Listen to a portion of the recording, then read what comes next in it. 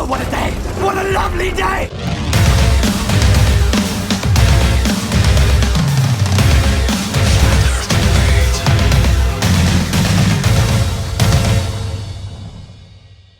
Welcome to Flat Earth Debate Uncut and After Show. I'm your host, Nathan Oakley, and if you are new to this channel, or you've not done so already, how dare you, then be sure to subscribe and hit the bell notification icon to keep up to date with the Flat Earth Debate. If you'd like to support the channel, there is a super chat that runs alongside each of these shows while they premiere.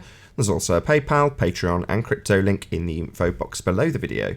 Speaking of Patreon, I'm going to do a quick shout out to all of you who do support me on Patreon. So a massive shout out to Abraham Mohammed, Adam, Adrian Quintana, Alistair Main, Blue Ridge Ranger, Burn Fat Till My Stomach Is As Flat As the Earth, Chow Young Cat, Dank, Dave Rakia Gafford, David Robinson, David Wayne Foster, Daz Studio 68, Edwin Johnson, Erwin Jennisons, Felix Hung, Fireball X, God Rockin, Henrik 86, Joshua Balsimo, Kirsten Smith, Liam Nedrick, Life is Short, Maria Neelands, Matt, Missouri Bear, Nagara, Nathan Thompson, Naibai, Rob H,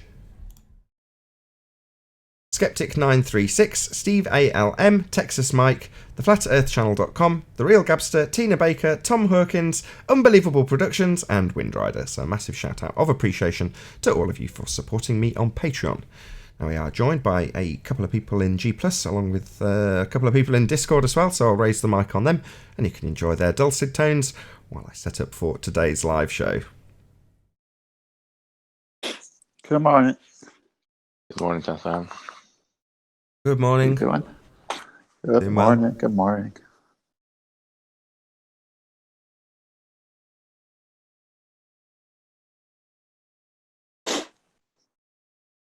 Oh, it's super quiet, eh? Hey Neil, can you hear us?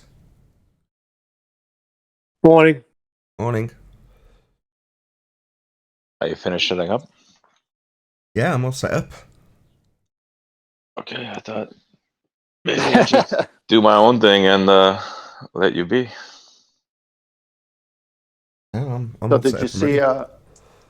did you see the postmaster be that Bev left?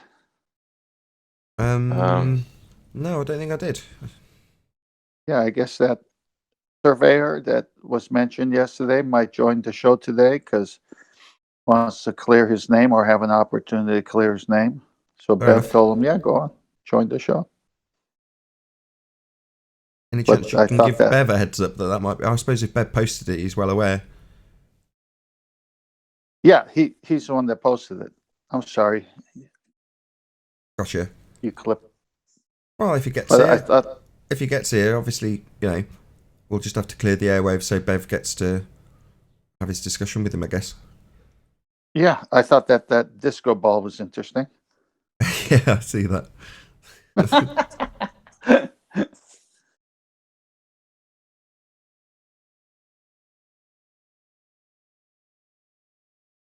It's funny because when I first saw it, it reminded me of one of the videos I saw on how to navigate using the sextant. And they said, I might be screwing this up a little bit, but they said that sections of the ocean are flat and something to the parameters of 500 miles or so. And obviously, you can't see 500 miles with your eyes. So, for all intents and purposes, it's all flat because they're saying it's only 500 miles makes up that flat square or something to that effect. So, again, more hijinks Hey, Bev. of the wizardry. Hey, Bev. Hey. Just stick Hey, up Bev. the post that you sent, so maybe this will Yeah, I finally don't- help. What about a disco ball, Bev? Have you seen how they take a bunch of tiny little flat square mirrors to construct a ball/sphere ? Think of each Yeah. piece as a quarter-mile square. Brilliant, isn't it?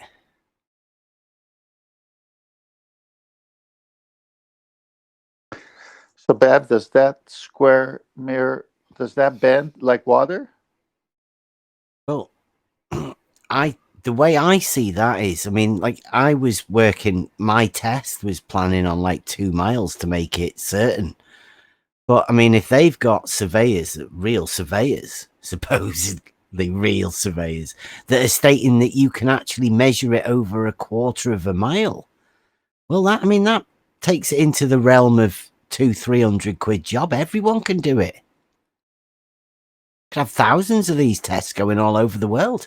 So, just out of interest, Bev, you see how on this mirror ball you've got like where each square joins? You get like a little, yeah, the edge. Sorry, say that again.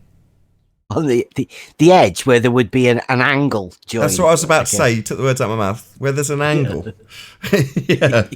Do we have that in reality? Do we get like to a point and then we take a little, a little angle, and then it goes on to the next little 1/4 mile square? Yeah. Well, you've obviously seen them as you're walking down the canal. No, I haven't. It's just flat.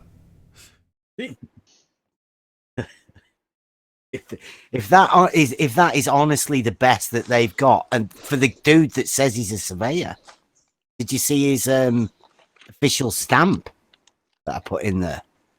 I mean, No. The one before. It's four photos in a row. Is that what you mean? Yeah.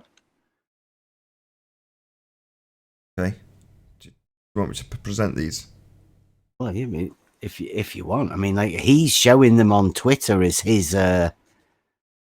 credentials. That Okay. Got them up now. So I've started with the tweet. I can't read it. It's too small on my screen, unfortunately.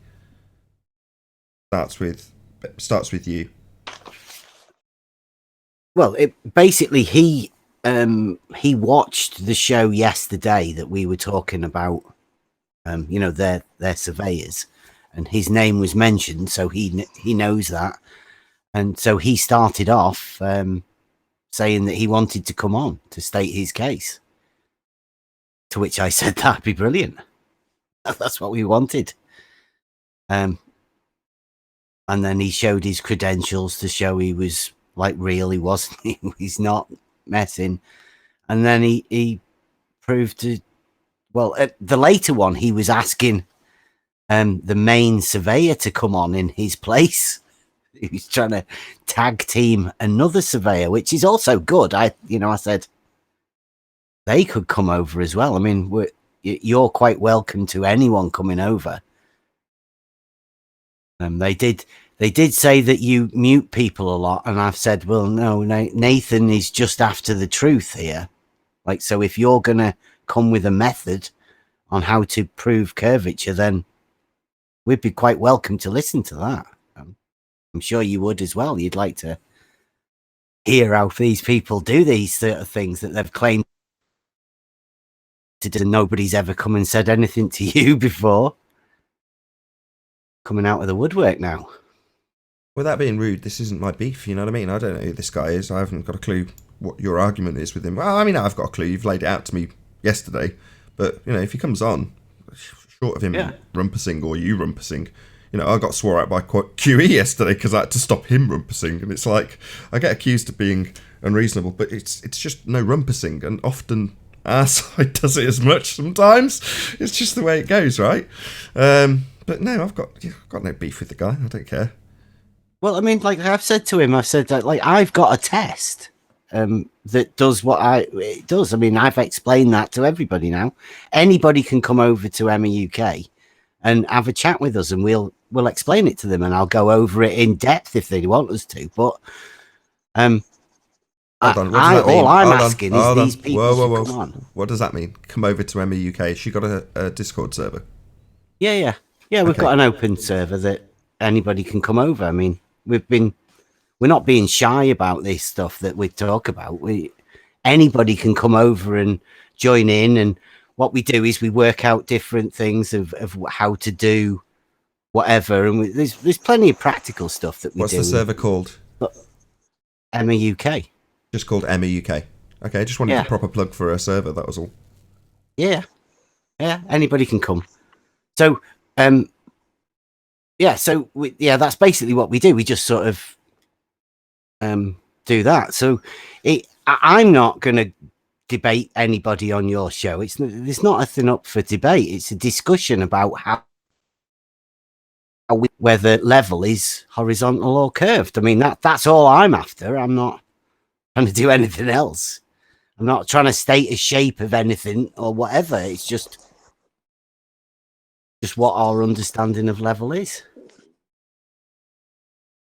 And to date, I can't say that I've ever heard a viable explanation from anyone on the globe Earth side. I think it's a bit of a really big problem for them. I'd say. Yeah. That's where I saw you discuss it. Just a plug for MIUK. That's where I saw it for the first time, Bev's water level.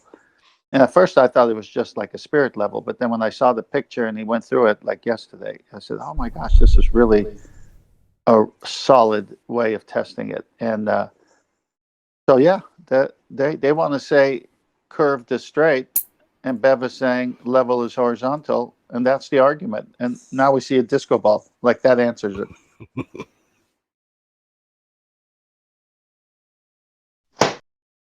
Well, he's been given the chance of coming on here through Discord. I asked on Emma's because I don't think you can throw out invites to your Discord. So he asked I go on your video and click the link and do all of that. So hopefully he might come, or any of them. It's open. Well, there's one thing for certain. If you're going to use a disco ball, you can't prove a square dance. So it ain't going to happen.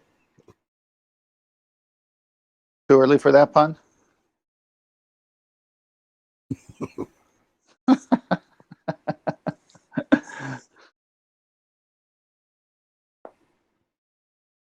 Good morning, guys. Good morning, Chocolate. Hey, Chocolate. Chocolate, do you have a credential from any college or university, Chocolate? Absolutely not. Okay, but do you think Neil deGrasse Tyson does? I would hope so. How about But, Michio Kaku, seat of the pants himself? I would also hope so. All right. So my question is, just because Brian Cox and these guys have credentials, if they do, does that make everything they say true? Absolutely not. Okay, so much for credentials. Yeah. Means nothing. Yeah, the truth is what we're looking for, right? Yes, sir. Okay, sounds good. Yep. Love common sense. Pretty simple.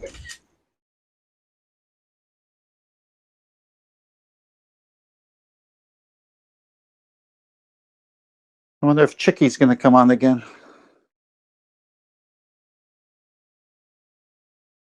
Radiant. There's an army of people on the Discord thing that are stopping people from coming on this show. All of the pink and purple names within the Discord server Oh, are they clogging it up? want anyone to come on the show. Yeah, because it's bad when people come on the show and they try to say things like, the hole in the donut is space-time. A shoe is a natural phenomenon. Things like that make their argument seem very stupid. And I guess I would hope that some of them may want to stop that from happening. So I could see why they would try to stop others from coming on here. Trying to stop the surveyor from coming on. That seemed a bit strange.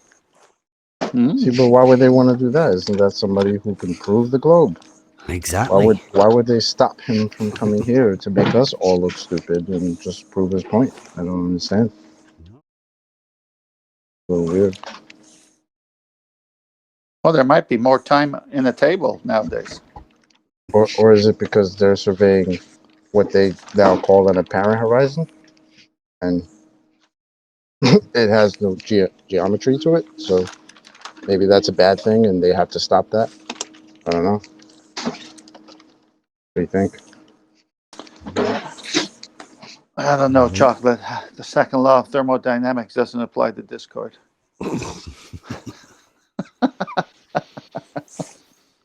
Second law of common sense.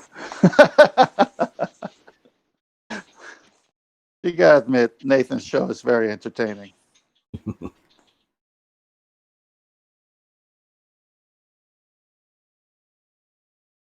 Not coming I up with- imagine for a baller though, it's painful, which is why I think it's appropriate when we say share your pain, because some of them sound like they're in pain when they're trying to argue this shit.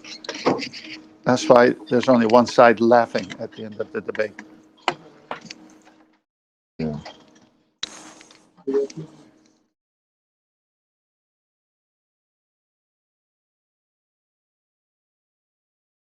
Welcome.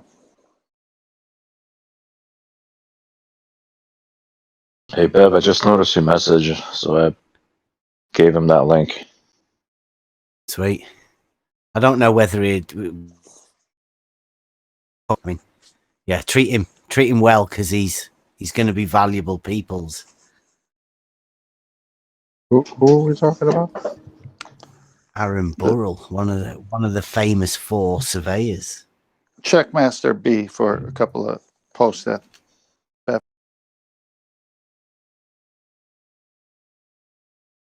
Oh, what a day! What a lovely day!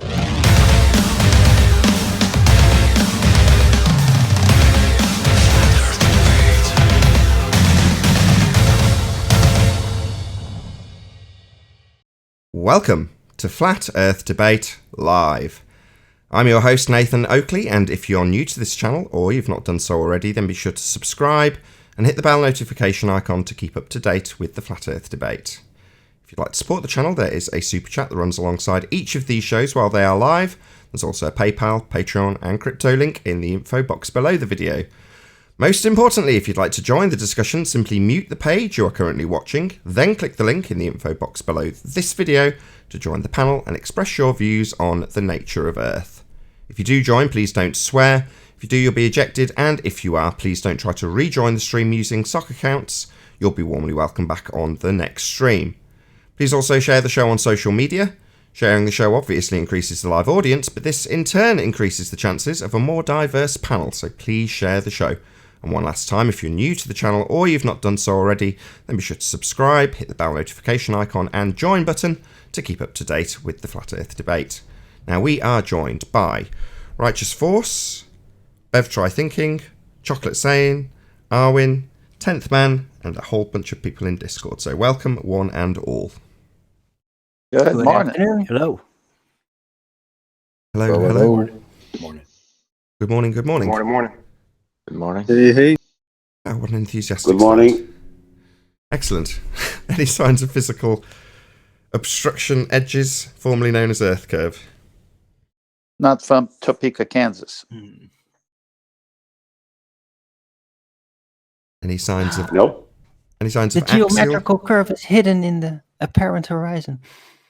apparent horizon? No, physical geometric sphere edges is what we're looking for. Formerly known as Earth Curve. The stuff they used to say was blocking things in the distance. Geometric sphere edge, physical. Oh, Would that be less square edges that have Well, I been could like a draw disco a ball? side view that would explain where it is. just Are you a Muppet? just stick on screen what Don't Bev be a was just Muppet. talking about. So do you want to just talk? It's on screen, Bev, if you want to just make reference to that comment you've just made. But yeah, well, a surveyor today just recently has told us that the flat patches, the horizontal patches, can be considered as quarter-mile flat tiles, much like a disco ball. So, yeah, they have at least one surveyor on the geodetic side that has a disco ball Earth model. Shout out Aaron. Hope he'll be coming on to explain this at some point, because that's fantastic. So what He shape would that really be? said that. Yeah, it's on. Yeah, it's in Master B, the tweet that he does it. I think he actually uses the term Wow. disco ball in his description as well. I'll read it. Maybe this will help. What about a disco ball, Bev? Question mark. Have you seen how they take a bunch of tiny little, perfectly flat square mirrors to construct a ball/sphere? Think of each piece as a quarter-mile square. Wow. Disco ball Earth. Hell yeah. Kind of makes sense. It kind of makes sense, Chocolate, because they've been dancing around the subject for a while. Dire. That Well- means it's Oh, Doing the staying alive. Coriolis dance.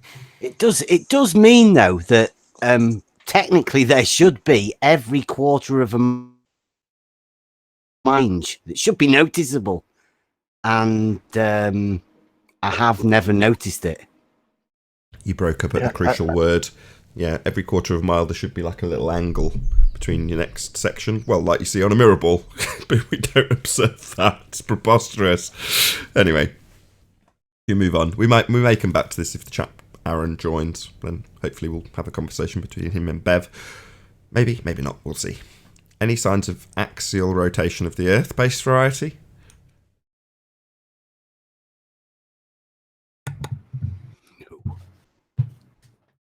Nope. any signs of the effect that's supposed to prove that exists? What, the Coriolis effect? Yeah, Earth-based.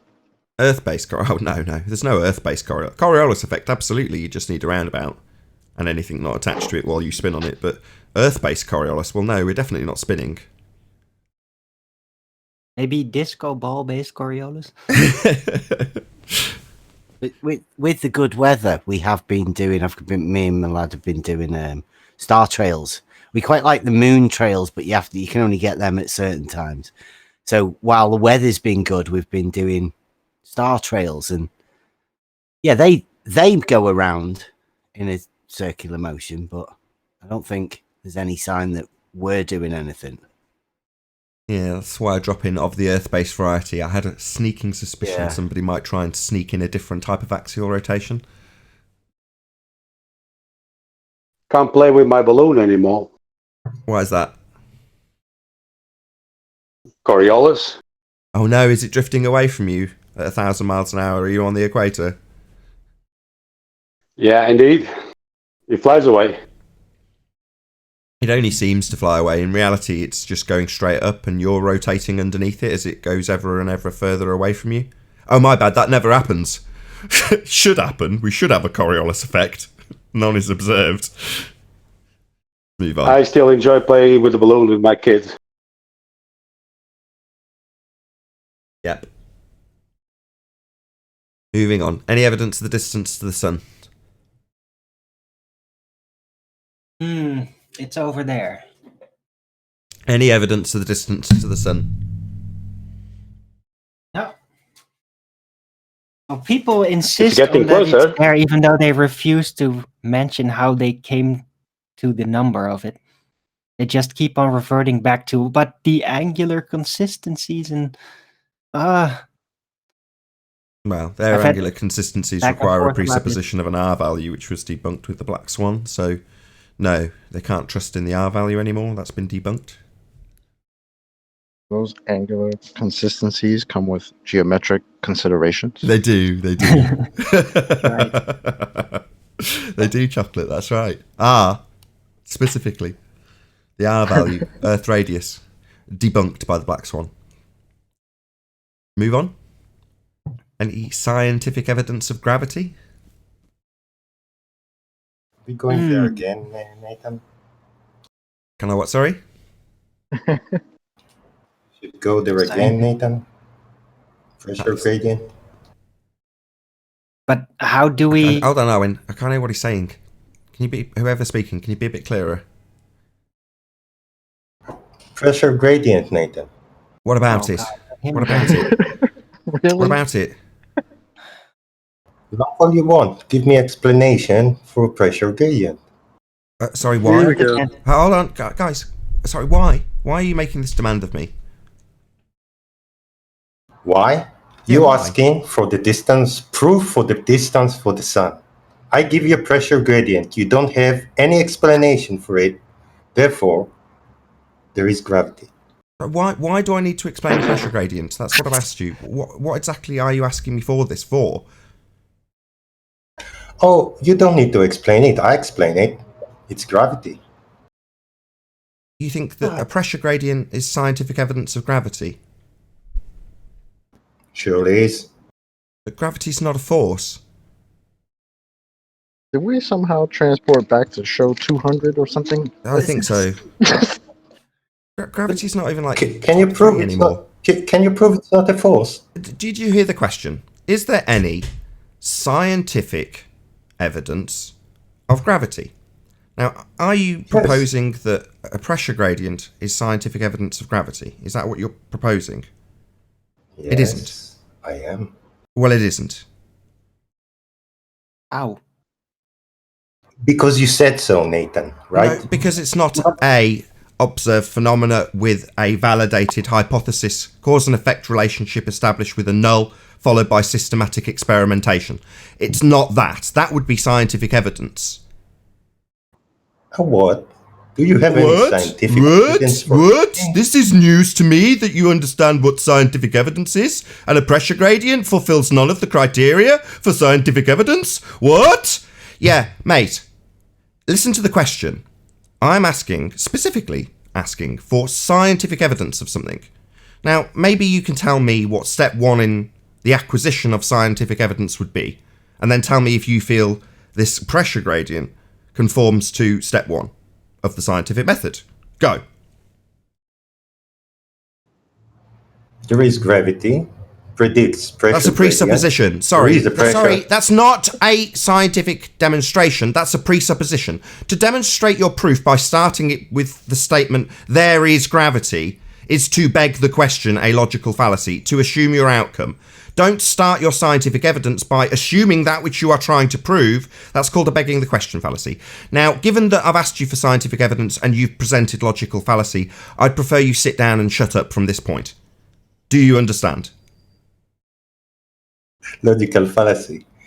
Things fall down. Yes, that's correct. Begging the question. You started your statement with, there is gravity. That would be an assumption of the very thing you're trying to validate with science.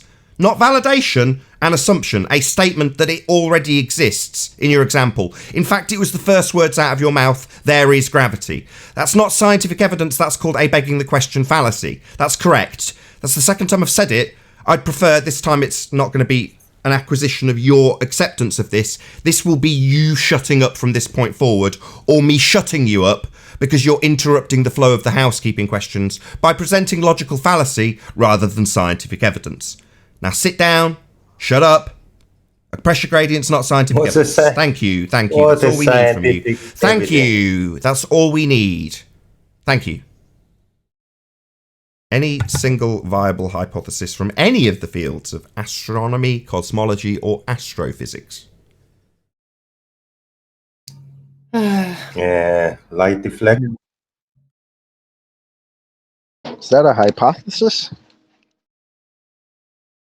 No, Listen to the question. Are you serious, man? I know. It's just literally been you told trolling? only 20 seconds ago to shut up. I'm asking for a hypothesis. Oh, of course. Wait. That's how you debate. You shut me up. Do you have a hypothesis? I'm not shutting you up. I'm asking you for. I'm not shutting you up. I'm asking you specifically for something. Any viable hypothesis from any of the fields of astronomy, cosmology, or astrophysics is the question on the table. That's what I'm asking for. Have you presented a hypothesis? Do you know what a hypothesis is? Yeah. What's your hypothesis? Yes. What's the hypothesis, and which field did it come from?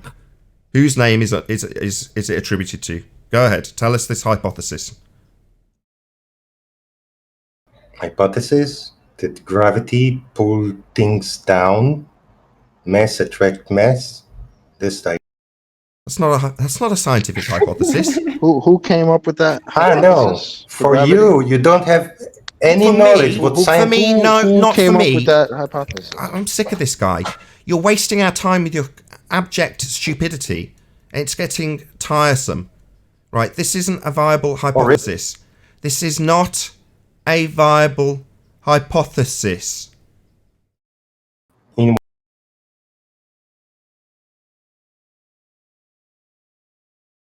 Should we move on? Yeah, don't dare prove you. What? Sorry, is your lack of a hypothesis following your interruption going to be followed up with screw you, rather than an actual hypothesis or an acceptance that you've just blurted out a load of nonsense? You haven't given us a hypothesis. You've begged the question for a second time.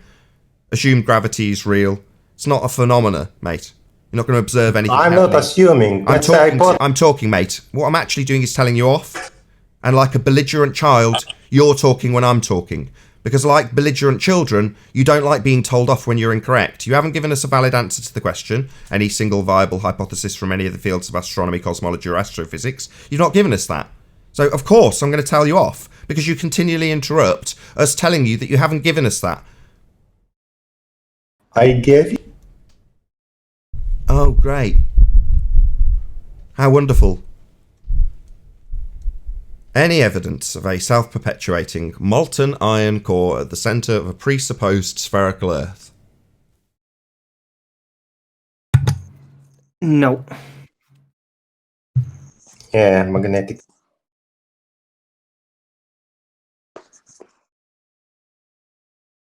What did he say?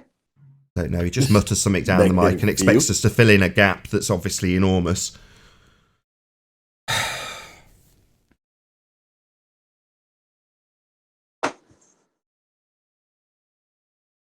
No. He's Googling it. Sorry, do you have evidence of a self-perpetuating molten iron core at the centre of a presupposed spherical Earth?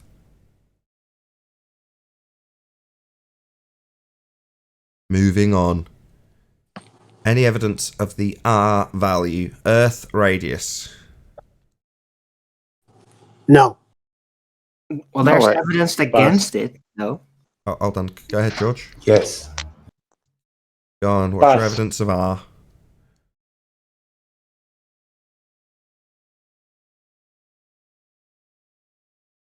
I was saying, pass. It's the answer to everything, isn't it? I know I heard a yes. Somebody said yes. I think you said pass. Oh, fair enough, my bad. Any He evidence? didn't feel like mentioning sticks in the ground today. That doesn't give you R. You just assume sphericity and then go forward from there. Anyway, moving on. Any evidence that you can have gas pressure without the necessary antecedent of a container? Ha. Oh, for fuck's sake, Say Nathan. it. Say it, Pressure. because we know what you're Can you going to stop say. swearing? Hold on a second. The Chocolate. gradient. The gradient. Can you stop It's swearing? been 3 days with Chicky? this guy now. He's drunk. 3 days. No, it's Language. pressure gradient. What's the I knew it. I called it. Who called it first, though? It's a delta of gas pressure. I've gone through this with you before. First, containment. Then gas pressure. Then gas pressure gradient. So how can you have gas pressure without a container is not addressed by a rebuttal about gas pressure gradients. That would be a delta. We're asking where the gas pressure comes from in the first place. Pressure gradient. Yeah, that's a delta. Total ignorance of what I've just said, having repeated it for the last 2 shows, to you personally. That's a delta of the request we've got in terms of how we can have gas pressure in the first instance, given that the claim of heliocentricity comes with an open system flying through a vacuum. Gravity. Actually, it demonstrates how dumb they really are.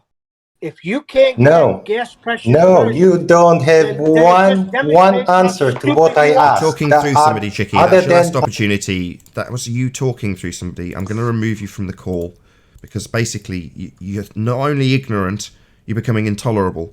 Neil was talking. Now, you're the dumbest person here, so we don't want to hear from you anymore. You know, I'm sick of you. Can somebody move him to another room so we can have a different participant? Because he's useless and thick. And I'm sure nobody's going to regret me removing him. Nope. Okay. But you had Not no at all. rebuttal to Definitely his not. gradient. Except you did, and you said it every time, and still he just said, no, you haven't rebutted to my gradient argument, even though you did every single time you mentioned it. Right. He's been on the show for the last Drunk. 2 weeks saying the same thing. He's got the answer, and he's just thick as a brick wall. He just spews rhetoric without any. It's what Arwen describes as chanting. Just chant it. Well, you can't have a gas pressure gradient without a container, would be the way the conversation continued. And his rebuttal to that would be pressure gradient. Because that's all they've got. To chant the same thing regardless of any rebuttal. Because they've been told pressure gradient's the answer. So therefore pressure gradient's the answer regardless of any rebuttal. It's just nuts.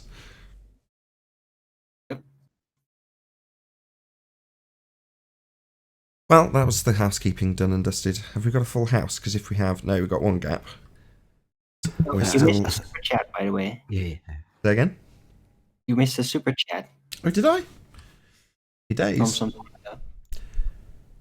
Where the feck is Ranty's drone sends £2 and says, you promoted Ranty's drone campaign. Did he get one? I don't know. I don't have any association with Ranty at the moment, I'm afraid. So you're asking the wrong person. As far as I know, he's got a drone. He did a GoFundMe for one. And when he got it, he told me he got it and was very excited. So that's about as much as I know about Ranty's drone. Sorry. Maybe ask Ranty. That would be my advice. Maybe ask him to show it you. But I don't know. Why are you asking me? Anyway, thank you very much for the super chat, though. Really appreciate it.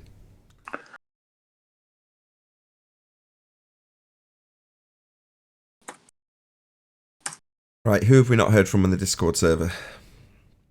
UK Truth 2222. How you doing?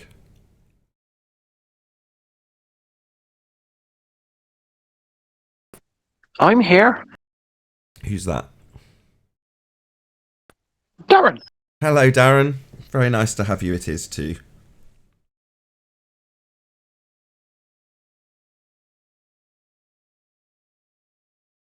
I would like to add something to Neil's observation test.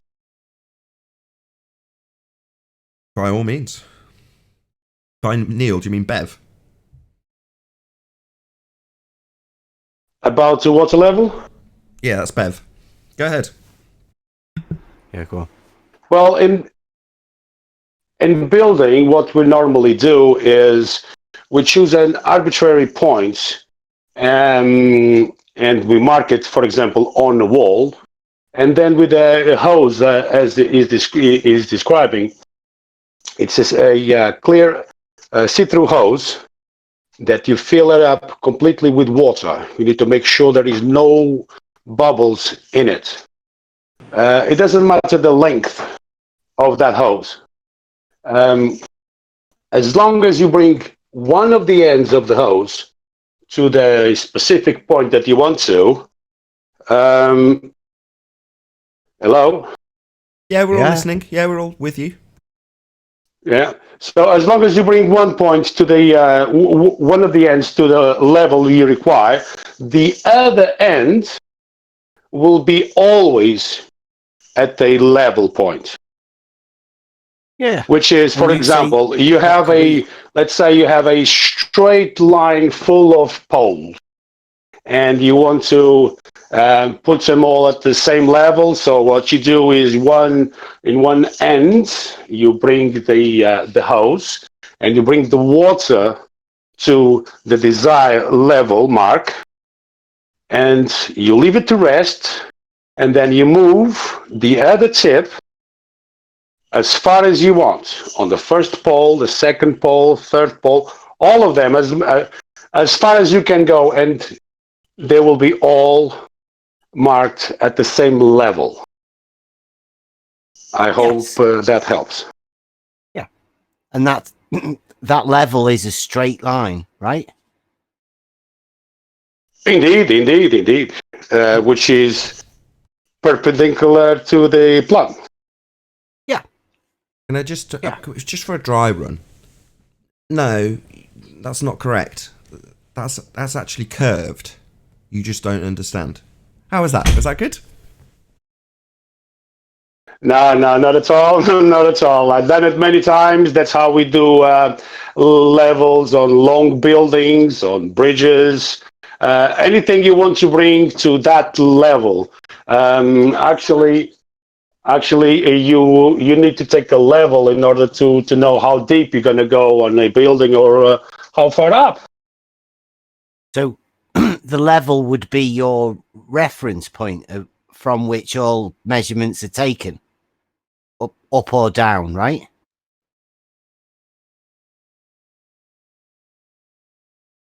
Sorry, say it again. The level that you establish with the water level would be the reference point that you measure from in a direction up or down. Indeed. Yeah. So it's an arbitrary point. So let's say you're going to start a building, and you want to know how tall your window is going to be, or how tall the door is going to be, with a reference point from the street, for example, or from a wall. So you need to start on the reference point, and from that point on, with the hose, with the water level. Obviously, nowadays they use infrared lasers. The way we normally do is with the water level. So the hose goes to the four corners of the house, let's say, every single pillar, and brings the floor to the desired level, and so on. And from that floor, you'll take the levels. If you want to increase 50 centimeters or a meter or 2 meters, you'll know that from that point up or down, you'll have your level. Good morning. Morning, Paul. Mike, can I just ask? I think we've established that you think that level is horizontal; it's a straight line. Now, would you have that hose could be for the water level? Is there a maximum length you could make a water level? Do you think? Of course not. Of course not. It will be always a level. Obviously, I would say you need to control your variables, obviously. If someone is passing around and steps on the garden hose and puts pressure on it, obviously the water level is going to fluctuate up or down. The first reference point, the water need to be always on the mark, let's say. So once you move the second point to a different location, once the water stops, and it will stop, so you bring the first end to the desired level, and the second one, no matter where it's going to be, is always going to be at the same level as the first one. Yeah, excuse me. Sorry to interrupt. Johnny Globehead here. I think you'll find that what you're describing as level is just equidistant from the centre of a sphere. You're just confusing and convoluting terms. They're just equidistant from the centre of point of a sphere. I was about to come at him with that one. It's like this level that's horizontal. Can you imagine, like in your wildest dreams, can you ever imagine around a ball? There's no need to imagine it. That's what we've got. I can't. It will never be spherical. You cannot circle that square. No. What you've just proved it. You've just proved by all of those water levels being at the same mark that every point you've measured is equidistant from the centre of the sphere. That's what you've just proved it, mate. So I don't know how you can deny it. You've just proved the sphere with your example, as far as I can see. Johnny Globehead. Yeah, well, if you do that on the seaside, like I've done many times, you could actually look at the horizon and put the horizon at the level of a wall, a window, a rooftop, anything, and will be horizontal. That's what horizontal is. That's the definition of horizontal. I don't understand the confusion. No, you're confused. We do not see the geometric horizon. Well, it's apparent anyway, isn't it? But it needs to be visible, isn't it? Regardless of your distance, the horizon needs to be visible. Even in the fog, obviously, the horizon will be just ahead of you, but it's still visible. Who says that? Nobody's ever claimed we see the geometric horizon. Well, that's the new rhetoric now. Yeah, I know. I understand that. Got any comments? Have Bev? you done? I just want to hear Bev's remarks. Go ahead, Bev. I think he's spot on. I mean, but that's what everybody knows and what everybody understands. I think half of the problem that we're dealing with here is that the people that imagine these things imagine that they're the clever ones, right?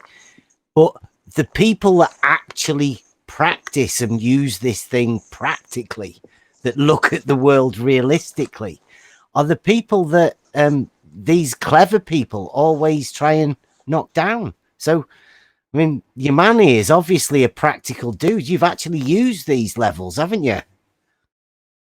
So, oh yes, it's common use. It's an old fashioned. It's traditional. It's reliable. We still use it. Not everyone can afford a laser to be measuring levels. That's the way we still use it, and in many ways, in many different ways. If you want to take a level on a long distance, obviously that's what you use. Even after a wall is built, you need to know how far up you want to go. You need to have a level for the windows, for the doors. You need to know how far up the roof is going to go. All of these things, you need to know how far down the drainage are, the gutters, anything. You need to have levels. And obviously, if you have let's say a straight edge, let's say you have a long straight edge, and you want to not to have it level, but to have with an inclination. Let's say you want to put a gutter on, and you want to put a 1% grade out of level. So what you do is you put 1 centimeter in one side and nothing on the other side. So it's not level anymore. So you have 1% fall. I hope that helps. thank you. Is right. I mean, Just one what's second. self-evident is the people that work Just 1 second. with it. Sorry, Bev. Sorry to cut you off. You're there, Righteous. Yes. Any chance you can do a quick clear out of Discord if I clear the mics for you?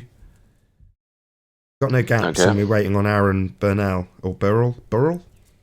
Yeah, I don't think I see him on Discord yet. Hold on. Yeah, he hasn't joined yet. No, sure, but he can't because there's 12 people. I mean, I just want to keep it so that potentially you could. Sure, I'll do that. Thank you very much. Did you need the mics to do it, or What's that? you need to talk to Oh, them? you want me to talk to the guys? Yeah, sure.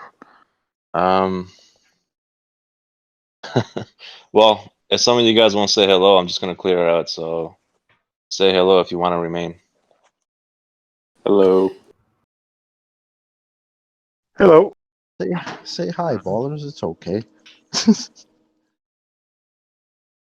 Well, shouldn't it be What's up, Ray? that they want to participate rather than say hello because they're just taking up space if they're not going to talk? Well, this is step one of phasing out the people. We can take it another step if it doesn't work. Right on. So I mean, you can go to the after show and then you can move. Yeah, well, that's what we're doing. I just want to keep at least a couple of gaps, so we can have new people join, especially if there's people on the panel that aren't talking. Vaporous Owl, is that right? Very small text. Nathan, can I ask the gentleman who was talking to Bev what his occupation is? Yes, go ahead. I'll say hello. Occupation. Hello. Hello, Lightwater. Sorry. Go ahead, George.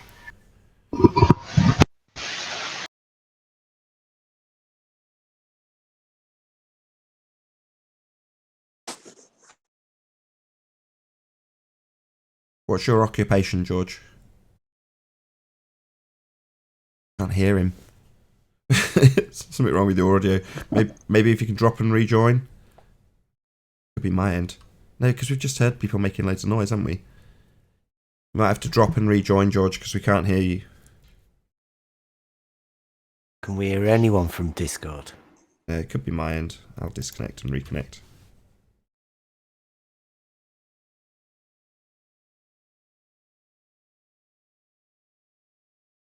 Yeah, I'd like to say about the disconnect there. Can you hear me? Yeah, we hear you, Lightwater. I think it might be my end. Right, George, we're just waiting for an answer on what you do as a profession, if you're willing to tell us.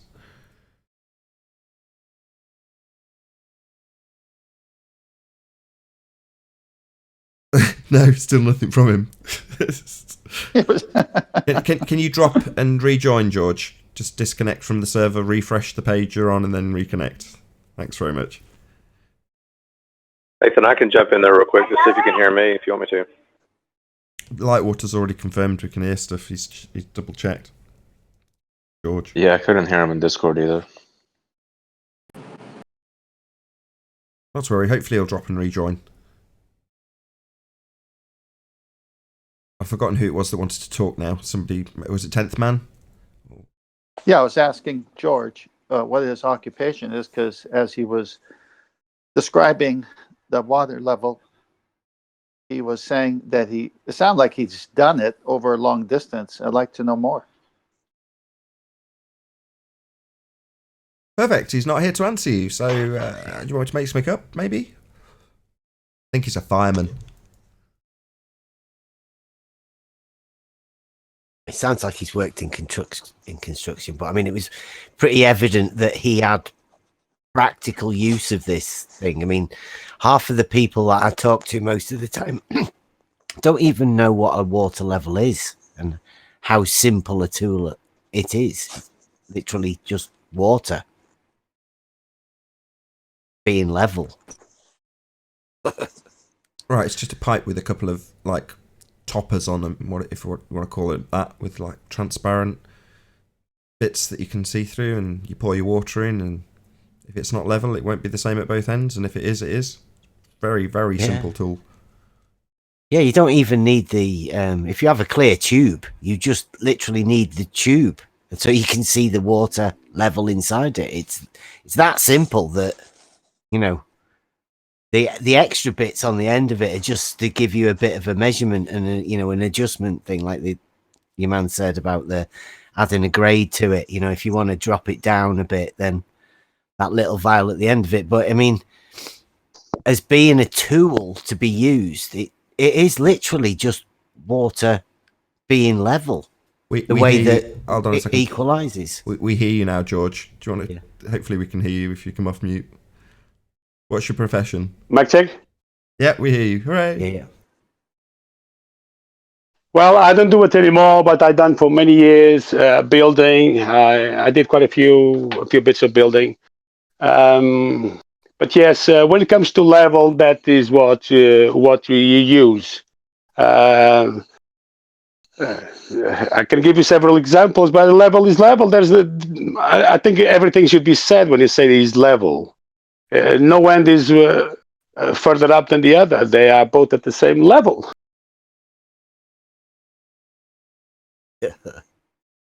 Yeah. So once you've practically used it, it just is, isn't it? It becomes a bit because it. Yes, of course. I mean, obviously, you need to know what you're doing. Inside of the hose, it's a see-through hose, so you can always see the water inside of it. It can't have any bubbles inside, so you need to leave it to run for quite some time. Make sure there is no air bubbles inside, and once that is done, you just disconnect the water from one of the ends. You need to keep both ends of the hose always at the same level. Why? Because otherwise you're gonna have an empty hose anyway. It's gonna put it out from the other side. So you always need to keep them together. If you want to keep them for a job on the next day or later, you keep them. You can roll up if you'd like to, but both ends they need to be hanging at the same level. Otherwise, you're going to pour water out of it. And if some water comes out of it, it's not a big deal. You just bring again to both water levels at the same, and they will be always together, always level. Cool. Exquisite. I like how you laugh about that while you're describing it because it's so simple. It's like, why would it be any other way, especially when you've used it practically? And that would normally be the response until apparently people get into this argument. All of a sudden, that none of that works. It's all curved. Yeah, you have to have a model for the simple to sound complicated. Otherwise, it's just really simple. You get people laughing about it because it's that simple. I had somebody. It's simple geometry. Yeah, somebody. I told him it's very simple, and he said, "What do you mean it's simple? We're talking about the rotation of the Earth." And he's like, I told him, "Well, it's simple. I don't experience or feel or observe any type of rotation or movement. So for me, it's very simply not moving. You will come up with all types of story and mental gymnastics in order to explain why a flat stationary surface that's not moving is moving." And he was like, "No, I don't know how to do that." So I was like, "So why don't we feel movement?" "Oh, because we're so small and blah blah blah." And it was just like, see, there you go. That's the whole point. And then if I ask you where was that movement measured, you're gonna give me another story and go on for another half hour. So I don't know. It's like almost they've made it so that it being simple is wrong. It's like it has to be so complicated in order for it to work. Too simple, you're just wrong. It's ridiculous. Well, Chocolate, I'm glad you said that about the Earth's lack of rotation. But in this case, the same is true because this gentleman, George, and Bev have talked about the water level. But then the people who go and get credentials to back up a model say that with the credentials, you come out with a curve. But without the credentials, just practical water, it's horizontal. So what are you going to believe? The school that backs up a model with a credential, or reality that water is level and level is horizontal? Well, should I even trust your credentials when you tell me something like a body of water can curve? Body of water at rest can curve? Should I, Well, we do say show it to without being us. able to prove that? Should I trust your credentials? Or does that make it worse for you having credentials? That's the point, right? And having the rivers running upwards. Go on. Say again. The rivers, some of them geographically, in theory, they should be running upwards and not downwards. Yes. Yeah.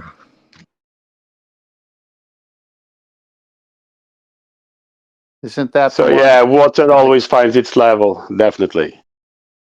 Thank you. That's a good summation. Have you discussed this with the Adam Meekin, Bev? What? My water level test. Right. Yeah, I did have one called the Meekin method because he okay. didn't like my one, so I developed one for him. Okay. Is it a slight alteration? I only mention it because he mentioned it to me. I'm throwing him right under the bus here, I know. Sorry, Adam. Yeah, he threw everything over to one side, but I mean, yeah, I don't know. I think, like I was explaining yesterday, if you have that model in your head, it's really hard to work away from it. Now, I don't know, for some reason, like if you're practically minded or whatever, it's simple, but other people take a little bit more convincing of how simple it actually is, because that model still lasts in some sort of way. I don't know how. It's because they don't have experience. They never done it themselves. You need to see it in order to believe it. For these people, it needs to be like that. Yeah, I think you along with the actual experience as well, though, you also need to have somebody make you question the model. Like if you never have the two together combined, then I'm guessing that's how surveyors can actually survive and do their job, because the lives are just going on, you know, like actual surveyors. I mean, it's so simple that there's got to be something else involved in it for me. You know, like see George's. What about when you place a tile on your bathroom ceiling, upside, obviously on the ceiling, yeah, facing you down? What happens to the tile? It won't fall. Where is gravity? Well, I mean that's another. I mean, you have to follow the geometry. Once you've got the horizontal and you keep your geometry, vertical's just the perpendicular. And I guess that's a hard thing to accept to people. You know. Yes, which is again another tool, which is called the square. Well, this is where I agreed with Adam. I won't necessarily divulge where we disagreed, but where we came to agreement was in regards to exactly that. So, a giant square would be the, I hope I say the name right, rectilineator, or force the line, which is to say that you have basically got a giant set square. Now, that in conjunction with what Bev's described would give you solid evidence, in my opinion. Well, I think when they say mathematics gives you proof, they actually mean geometry, because geometry is where you gain your proofs through mathematics. But geometry, Pythagoras' theorem, has the most proofs of anything. But I mean, that relies on right-angled triangles, and triangles having 180 degrees, which they do. No, I agree. Absolutely. Thank you. But so it is really that simple.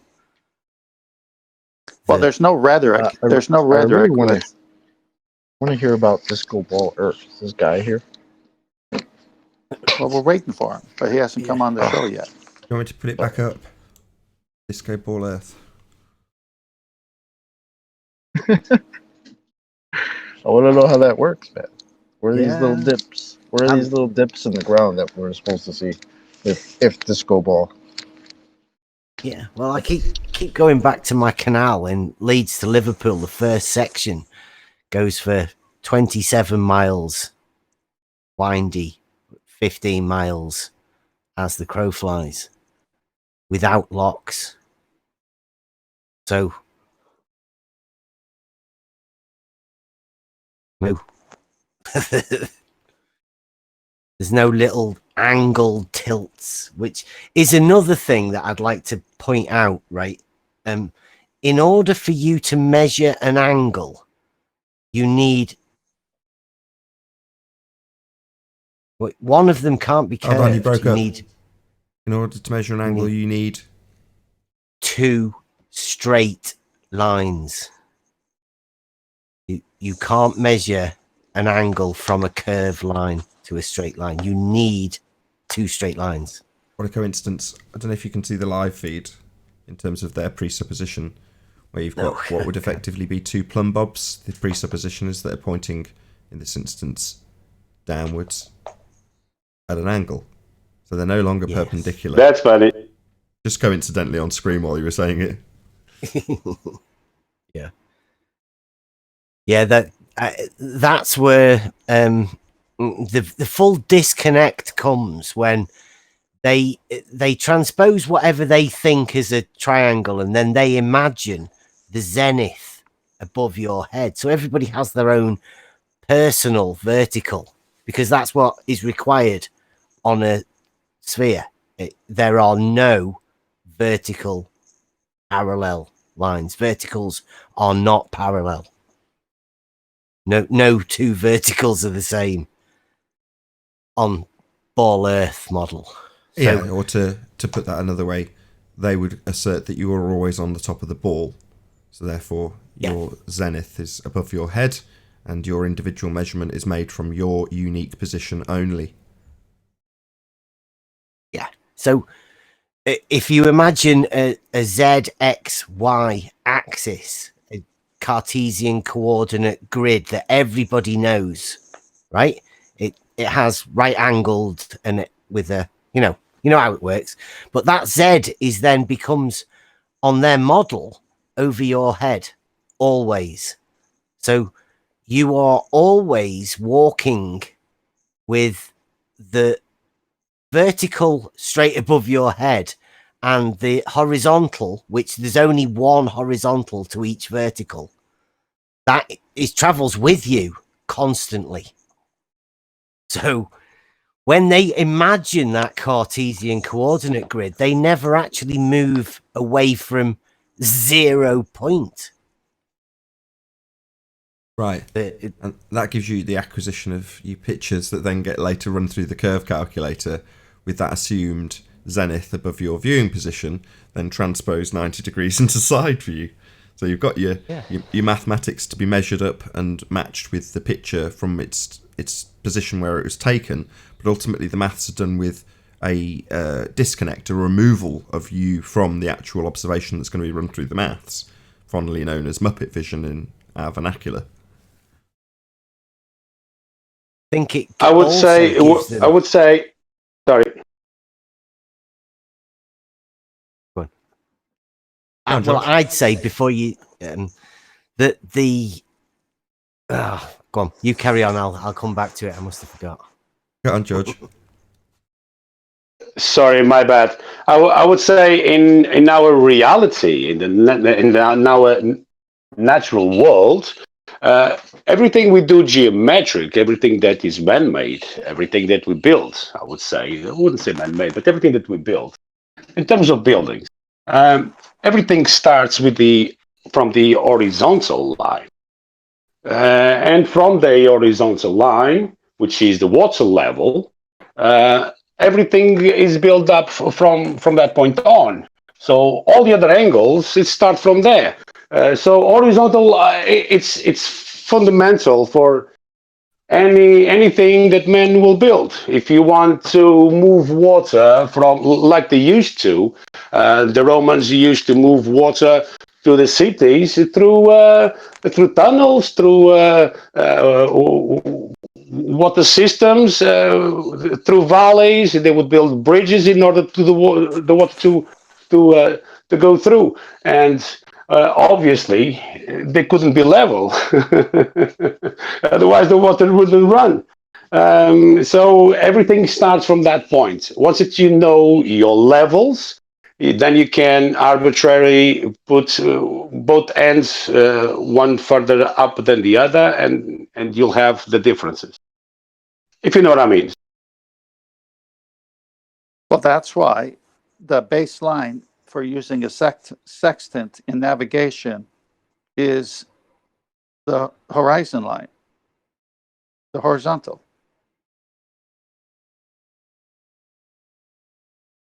Well, I'd say, and from there you measure the angles to the stars. That gives you your position. Correct.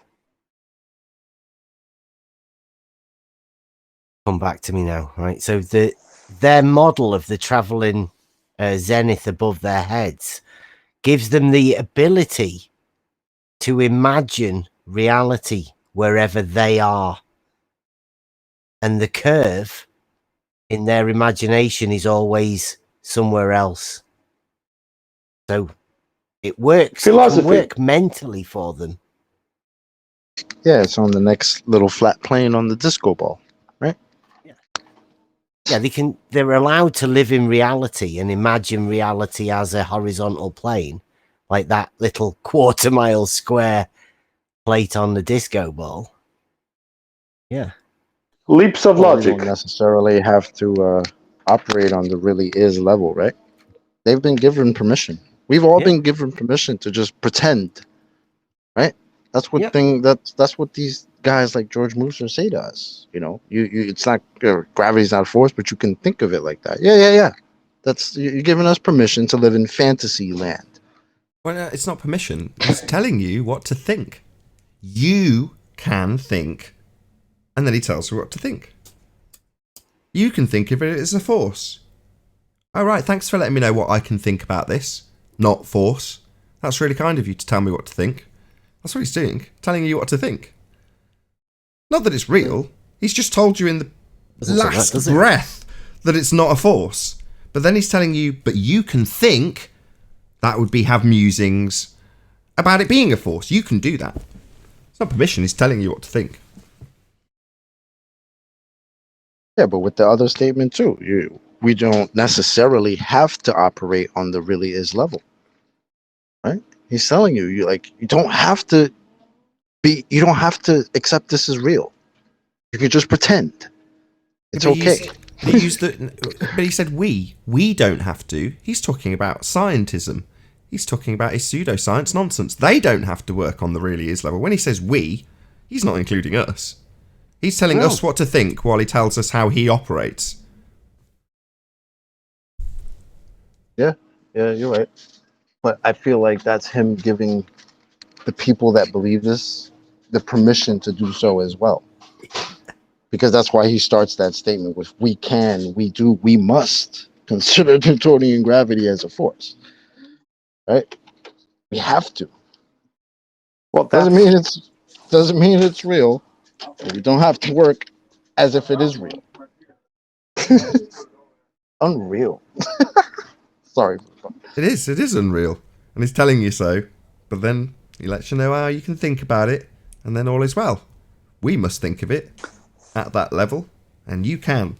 You will.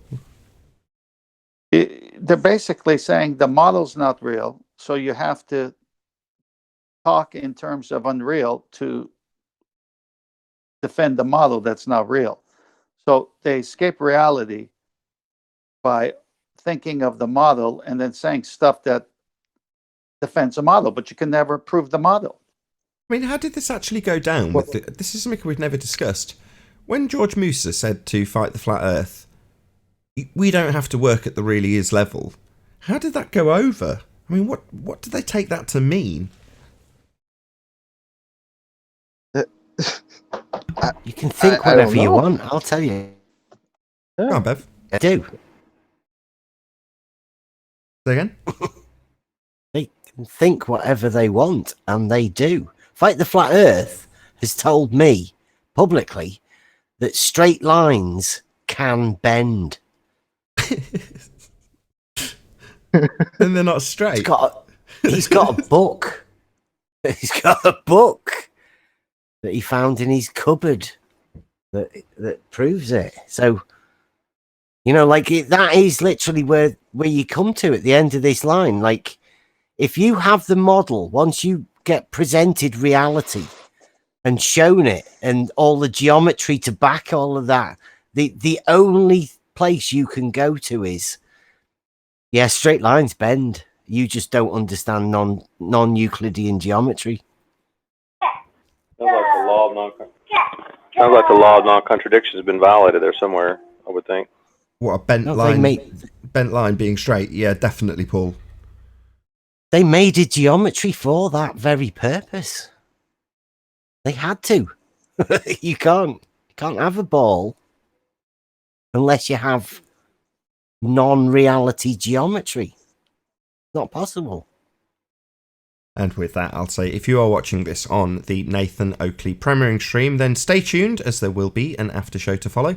Unfortunately, if you're watching this live on the Nathan Oakley 1980 channel, this is where we bid you farewell. A huge, massive, enormous thank you to all of you tuned in, smashed the super chat, liked, commented, shared, subscribed, and all that good stuff. Be sure to check out nathanoakley.com and the Flat Earth Debate Forum to keep up to date with the community debate. Once again, stay tuned if you're watching on the Nathan Oakley premiering stream, and I'll see you all in the next video. Oh, what a day! What a lovely day!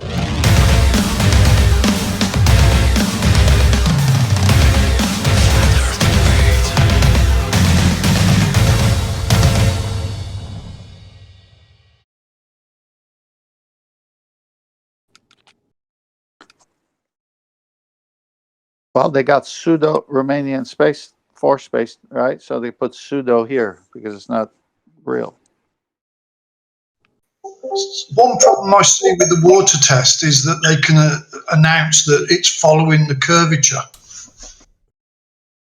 Yeah, they can just exactly. They just insert their fundamentalist presupposition into it. That was kind of a good summary of what Adam's objection was, if I'm honest. Well, yeah, there is one test though that absolutely destroys it. My water level test. Well, I said the same, but they say, oh no, it's actually following the curvature of the Earth. And if you put a laser across the two levels that the laser's bending, it's nonsense. But if you do it with the vertical. Hold on, Brian. It seems you've got an objection that's itching to come through. Go ahead, Bev. There's three, right? Now, if they all establish a horizontal plane of reference and two of them or any one of them don't have the same horizontal, then I don't understand the water level can't establish a horizontal plane of reference if that's what it does. That my water level test goes to show that the horizontal planes. I'm 100% with you, Bev, 100%. But what I think is better is vertical, because if you put that picture up, Nathan, of the globe with the two gods sitting either side with two sticks going down to the globe, the top of the sticks is obviously wider than the bottom. Now, if we could do that with two tall buildings, drop a plumb line down them, make sure they're vertical, and then measure between the top of the building and the bottom of the building, it's undisputable. They cannot dispute against that. You would just do it. You get a stick about a meter long and put a plumb bob, two plumb bobs separated by that 1 meter, and drop them from the highest building you can down the middle of the staircase. They should diverge at the bottom, or go closer at the bottom than they should be at the top. But, yes, a physical measurement they I cannot can't see why argue you'd with. work in the vertical when the horizontal is a better frame of reference.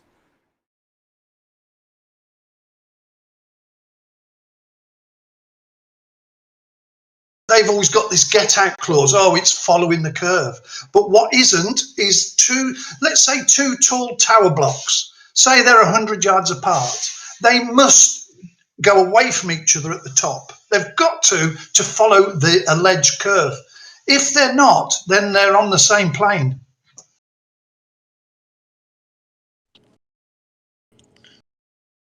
Yeah, no, for 100 yards would be long it enough. doesn't work. Sorry, go on. Is that Brian? The other Brian? Go ahead. Somebody said he didn't know whether 100 yards would be like. It might not. It might need a mile. It might well need a mile.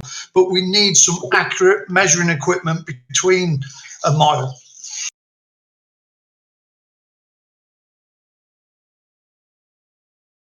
What do you ever consider the stupidity of the response of the baller to where it doesn't answer the question because it doesn't curve, and you leave it right there instead of trying to prove it by another means when you've already proven it? No, 10th man, you have to embrace the fiction. in our science, man. What are you talking about? You gotta embrace it. Just for the benefit of anybody's Fight the Flat Earth fan, Paul, can you just read out what you've got on screen for me, please? Yeah, this is from Math is Fun. Curved line. A line that is not straight. But in geometry, a line is always straight, not curved. Thank you, Paul. Try and tell Math one is point. fun. Okay, so that's a perfect example, Chocolate, of what I'm saying. So let's say we're talking to a baller, and we show him that citation that Paul just showed, and then back it up with as many as needed. And they still insist that straight is curved. Do I now go and try to prove it to him another way, or do I say, I'm done with you? You're just a knucklehead.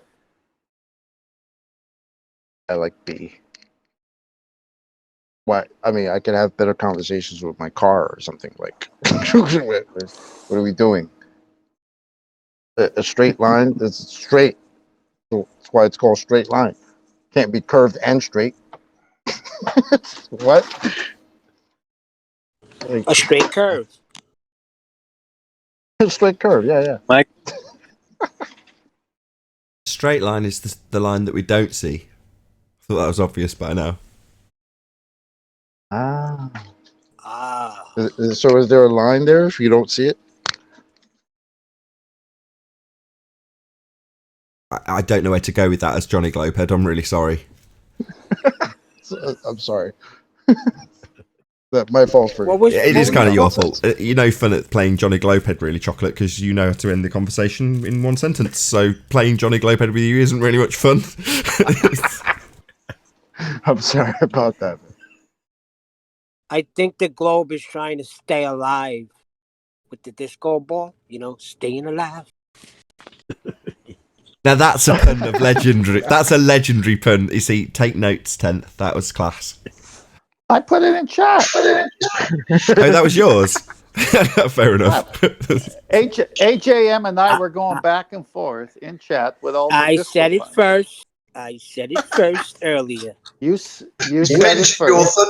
I typed it. I know you're the king of pun. I would never, ever try to compete with you. But I had a good one today. Well, I must say, what you just said is hot stuff. Jeez. See, that's why I would never try to compete with you. Don't worry, Neil. We are family. Oh my God. And you This could is go terrible. on and on. Some good 70s. times here. Yeah, I'm you're not gonna tired of arguing with these super freaks, the ballers. Oh God, no more. Staying alive's not going to get topped. Okay, if that's the way you like it. Oh God.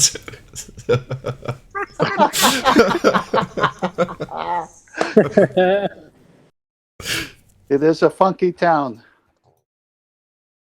Anyone got I a got one tumbleweed? more. You say the ballers can't sleep at night, right? So I guess they got night fever. Boom boom. Shame. It is kind of right though. I mean, the globe is trying to stay alive, but it isn't. It's dead. You know, it was on life support right up until the Black Swan. Well, then you might say the Black Swan beat the bejesus out of him. Oh God.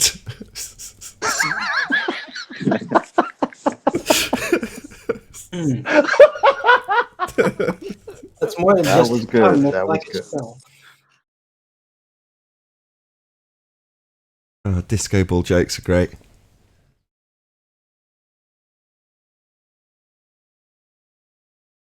But doesn't that say it all though? To take the essentially Euclidean geometry and say that that works. Yeah, it's flat within this certain proportion, and then net result of that is extrapolated out into a globe in the shape of a disco ball. But obviously we don't observe that in any way, shape or form. It's just the way that particular individual has squared the circle of why you have flat geometry when you're actually doing anything, building stuff, but curved geometry in your world paradigm as a bigger expanse of the flatness that you actually deal with. And the way, as I say, you squared that circle is with the disco ball. You're like, okay. I mean, I'm a little bit intrigued why his response was. Maybe it wasn't chronological. I don't know how Twitter works. I don't really use Twitter other than to share my own show. But nevertheless, the response he got from you was something along the lines of, "Are you serious?" And then his response to that was something along the lines of, "I can get the show taken down." And that just didn't seem to follow. Maybe it wasn't chronological. No, that was what he was saying. Yeah, I don't know what, like, for what reason or whatever. I don't know. Strange, aren't they? That's a really weird response. If that was actually a chronological response, then it's kind of like you lose an argument in a bar and you go, "Did you realise I can have this whole bar shut down?" You're like, "Yeah, what?" Okay. Or kid at a party, "I want to play with that toy." "Well, you do realise I can just send everybody home." Right, okay. Fair enough. Social media is crazy out there. The minds of people, well, let's call them a troll army of people that are slightly more than deluded by a model, and to the point where they aggressively gaslight you to tell you, of course straight lines curve. Did you not know? Like, you obviously didn't go to that part of school. You must have missed that day. Maybe they should have went to that Math is Fun website. Yeah. And it would have told them that. Well, you no can curved prove lines in geometry. Is that website run by ballers? I just like that Bev believers.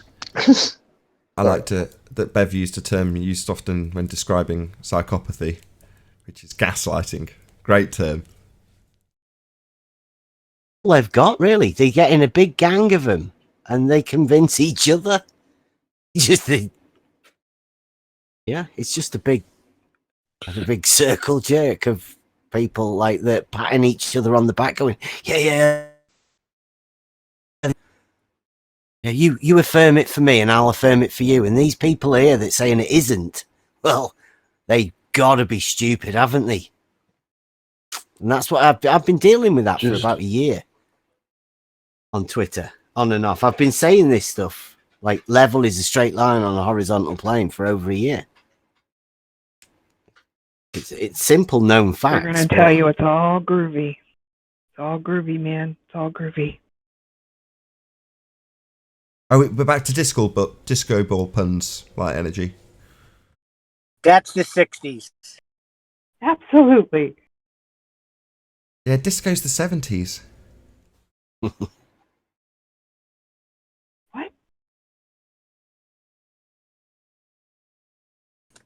Well, they've lost their platform.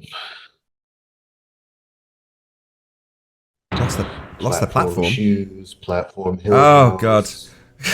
I got that one. That was a good one. Thanks for stepping out. Okay, enough of the puns now. All Disco right, but Ball you know Earth what happened today? We were expecting the surveyor to show up, and someone else showed up instead of the surveyor. Someone who actually used the water level test. Wasn't that incredible? He's not here anymore, George. Or it doesn't look like he is. No, I didn't expect him to be here, but I'm just saying, here I was waiting for Disco Surveyor, but he didn't show up, and George showed up. And George says, "Hey, I've done this water level." Gives a thumbs up to it.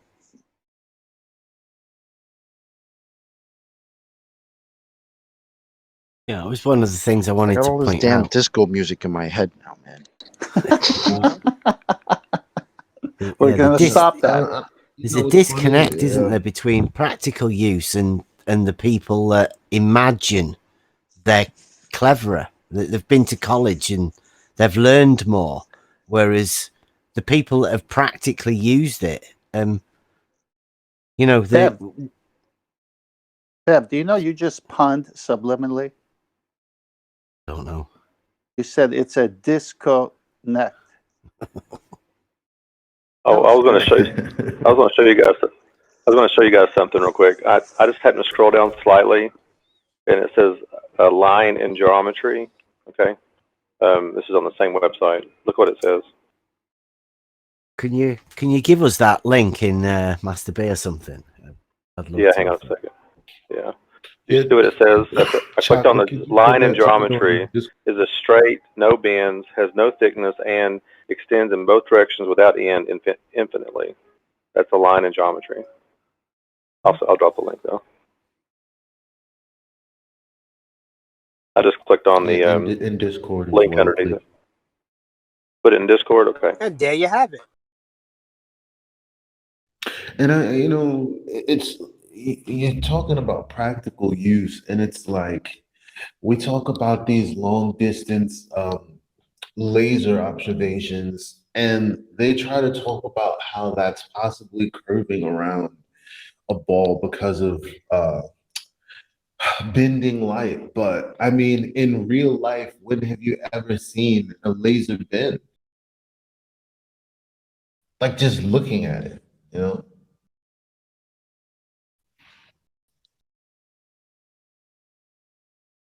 This seems, as Bev keeps saying, like very simple, obvious stuff. Having to get down to the minutiae of what a straight line is, it doesn't fill me with hope for humanity if most of the Western world are under this impression. I think it's only the zealots. I hope it's only the zealots we deal with at, in the trench level that have this misapprehension of straight lines being bent. And it's only when you dig into the minutiae of their religion that they find this out and then just willingly go along with it. But it's still, it does make me sigh. Yeah, I'll sort my 8 questions out and let you run that by people that you already know. And I think you'll be surprised at what happens, how deep this brains. You'd be very surprised. So let me see if I can sum up what I've learned since I've been in Flat Earth. I don't feel any motion, but I'm moving. It looks flat, but it's not. I have a straight line, but it actually curves. The gas, you can have gas pressure without a container. Am I missing anything? Yeah, That's what I'm learning so far. Yes, you're a speck of dust in an infinite soup of nothingness. Yeah, there's like a meaningless aspect to it as well that is included. I don't feel like a speck of dust. Well, maybe you're not part of the religion of nihilism. You can believe you're a speck of dust, though. Yeah. You can think of Earth as a speck of dust flying through a vacuum. And non-intelligent processes can give rise to intelligent information. Is that right, too? Is that another thing, too? Yeah, in the same way your sand in the desert can give rise to a sandcastle with enough time. That's what they say about a lot of the comets and things that pass us by apparently in space world, is that they can see them every couple thousands of years. Well, we can test that, right? How could anybody can test that now? It's like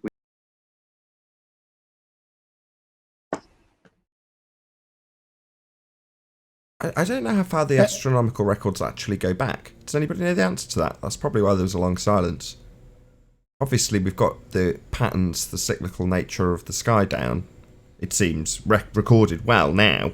But how far do the records go back? Obviously, the claims from the heliocentric side are thousands of years, right? Well, Saros cycle is from Babylonian times. It's about as old as it gets. But right. We had a conversation yesterday about it because to them that is the reason for their orbits, right? They say these huge orbits that these comets follow prove that we can see these things. But it's like if I see a bird like a blue jay fly by me, that doesn't prove that it's orbiting me. And every time I see a blue jay, it doesn't confirm like an orbit or something. So it's not an obvious answer that I called the navigation school, talked to the owner of the navigation school. They charge quite a bit of money to teach you navigation via the sextant and the star almanacs and all the books that you need.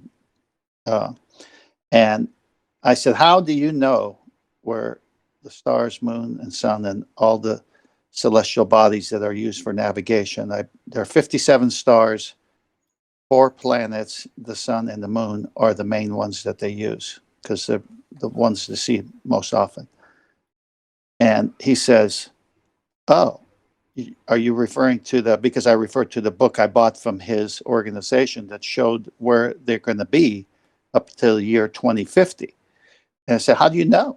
I mean, and of course, I didn't say if we're spinning 1,000 miles this way and 66,000 miles that way. I didn't say those things. And he says, oh, no, we know. He says, the reason the book is only going to 2050 is because if we were to put it any longer, it'd be too heavy of a book. We know them for as long as you want to know, hundreds of years if you want. I go, thank you very much. Exactly what he said, Chocolate. And so it's cyclical. We're not orbiting nothing. I mean, just do star trail photography. They're the things moving always, not us. Sure, but I mean, the chap. Oh, hold on 1 second. The chap was kind of saying, well, if I see something moving past me in the sky, it doesn't necessarily indicate that that's falling around another spherical body. But that's what orbits is. It's just a way to beg the question of exactly that. So as soon as you utilise that word, orbit, you're begging the question that things are falling around a spherical body. Yeah, and that reifies the gravity magic that they're using to explain a lot of this stuff. So if we can point to people like pagans or any other religions in the past before the globe, they said that we can predict these things, these apparent lights in the sky. But that just is now used to reify the globe model, even though we could have done it before we even had. Well, they did it believing in the flat earth. I think that just the ability to be able to the point of predict it. anything using these star trails or star patterns or whatever, I think that goes against the globe model. How are you predicting anything if we're randomly moving in some direction, with everything moving around us? How do you predict anything from that? How can this guy tell tough man, we know for hundreds of years? Really? How do you know that? And he said backwards and forwards. Oh, backwards and forwards. That's nice. I mean, what? Well, that's because what it was backwards is going to be forward because it's cyclical. That's how they know. Yeah, that's like they say like the Mercury in retrograde or all these lights prove. It's like we knew those things before. You guys just hijacked what we knew and tossed in orbit and gravity, things that they admit that they can't really explain. But it's like that's so deceptive. That's not even how it played. It's incredible. I don't know. Well, let me double down on that one. So, seeing the flaw there, I called another navigator. I'm sorry, I didn't call this one. I chatted on email with this one. And he got a big YouTube channel. And this navigator asked a direct question. Why do we have to assume that it's the stars moving over our head and not the earth spinning when we calculate the sextant? His answer was because it works better that way. Oh, maybe it's because that's how it works. Yeah, Chocolate. Like, I don't understand. Oh, it's so frustrating. Can't use a sextant with a refracted horizon. Oh God. Well, yeah, that's another one. The refraction thing. I think the black swan. They struggle with naming the type of refraction in it, and when they name it, they usually disprove themselves by arguing that it's looming or it's any other type of refraction that it's visibly not doing. Like Isn't it with cool? the curve, it looks like it's sinking, right? That's why we call it sinking refraction. It's not bending over a curve.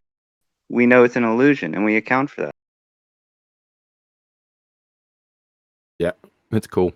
Hey, Nathan. Hello. Hey, hold on after the show, man.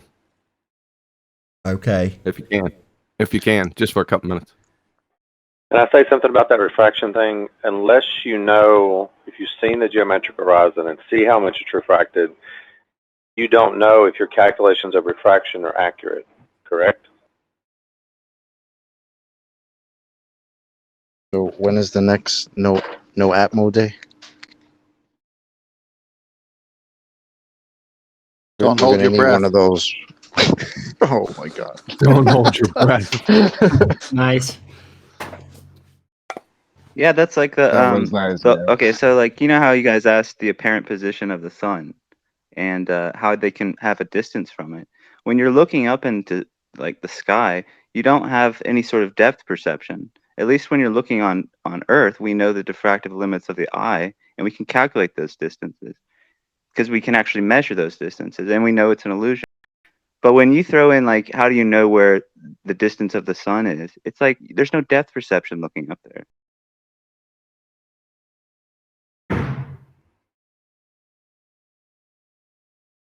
Right. Well, I'll give you So, I a mean, counter that supports that claim on refraction and all.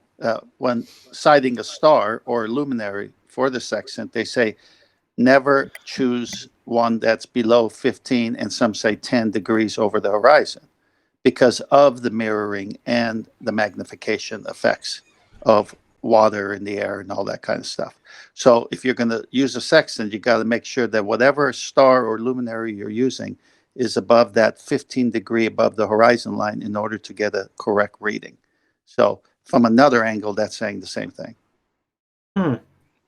yeah, so it's like we can agree on any type of refraction you guys want to talk about because we can account for it and we know what it looks like. If it looks like it's sinking, great, we can account for that. It's not actually sinking because we can go to that distance like it's like, so you can give them any type of refraction and it's like you're still not going to have a curve, and that's what the black swan demonstrates it, I think, so well. Well, not exactly. Giving them terrestrial refraction. I'll just make a small correction. So when you say you can give them any refraction you like, well, no, you can't.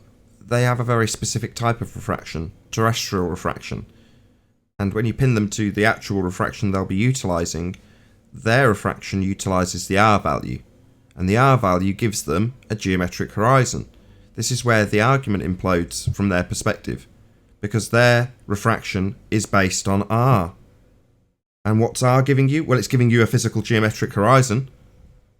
So therein ends the argument. As soon as they say refraction, if you actually tie them down to which refraction they're going to utilise, not talk about.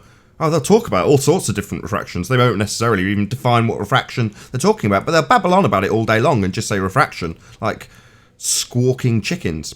Refraction! That's what they'll do. Doesn't mean So anything. Nathan, you see the image on your screen now of the two oil platforms? If you can keep it there, right?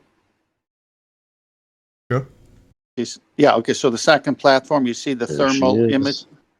You see the cranes bending on the second platform. That's why you can't use the sighting of the stars that low to the horizon, because that's what happens. Now, that doesn't mean that that second platform came from the other side of a ball and you see it that way. That's because there's stuff in the air that makes something straight look bendy. That's all that means. It's magnification, it's heat, it's cold, it's all kinds of other things. That's why above 15 degrees, now you can start lining up your luminaries. They ideally say something around 45 degrees is best. Do they have a picture or an example that they use when they talk about terrestrial refraction? Do they have a picture of that? No, it's based on the radius. Yeah, Yeah, so The when funny would they ever thing- claim terrestrial refraction? The When they funny do- thing, like Nathan said, it's based on the radius, but how did they come up with the radius? Well, Al Baruni, Bubby, he used the refracted horizon according to them. The apparent That's or refracted what horizon. the So you radius- could give them terrestrial refraction and still say it's an illusion, right? What's an illusion?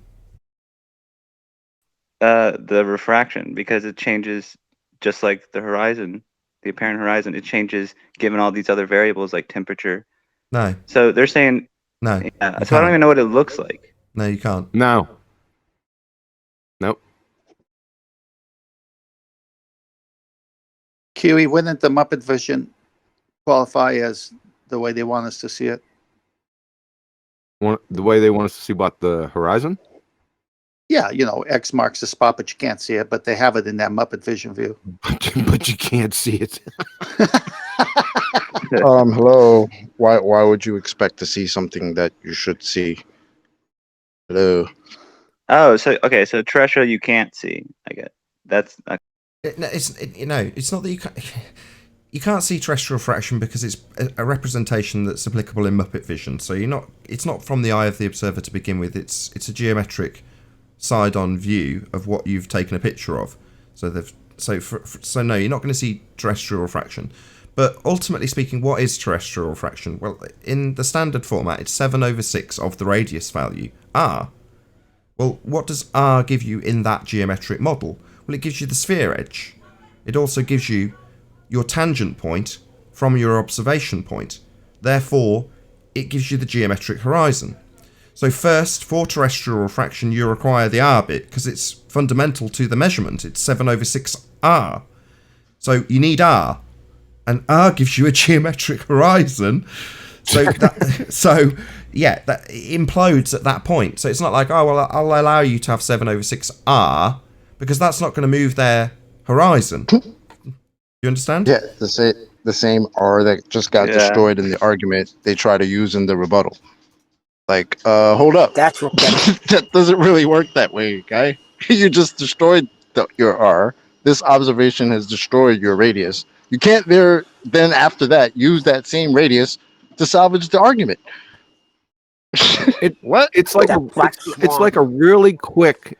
This is how I picture it. That anything that they come up with, it's like a really quick circle the drain, and then a C4 explosion that blows you back out of the drain, and then rinse, repeat. Well, Zanuck has just said to me in the Discord that the way you can measure the horizon is when it's not refracted. But haven't they always been saying it's always refracted? So when would you know Zanuck it's not says a lot of things, doesn't he? I know. But so how do you know when it's not refracted?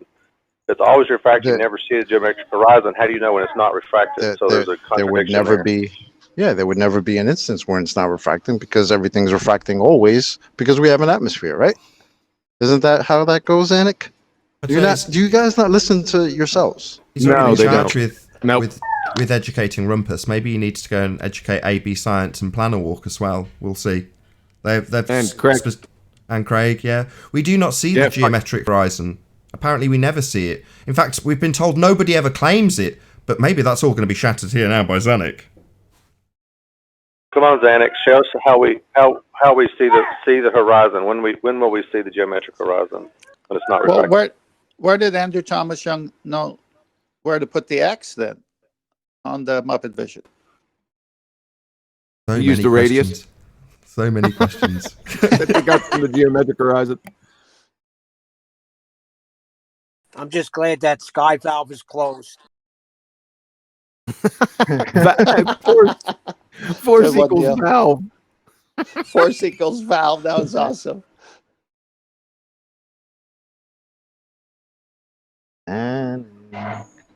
He doesn't want to play. Leave him alone. Fair enough. Oh, very wise. Very wise. Sonic's not as stupid as he looks. Yeah, he is. The nonsense these guys come on the show with. Like Huey said it. They get right near the drain where everything they say is about to go down. And there's a C4 explosion and it pushes them back up so they can start the nonsense again. This is so predictable. That's what I see, man. I totally great picture you painted there. That was awesome. I just see it. It's like when you say geometric horizon, we can never see it. Well, how do you know it's there if you can never measure it? Boom, explosion. Let's start this again. Groundhog Day. Blah, blah, blah, blah, blah. Yeah, the horizon's a parrot. Oh, yeah. Well, welcome to Flat Earth. Well, on their model, we can definitely see it on their model. That's what they'll argue. We can see it here every time on our model. Explain that. And it's like, well, we can say that it doesn't match reality. And they say, no. And then they'll try to get you back to the model. But Nathan, gradient.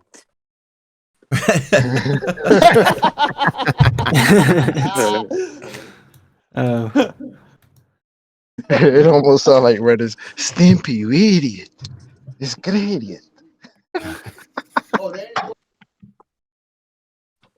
What is it but Nathan? Gradient.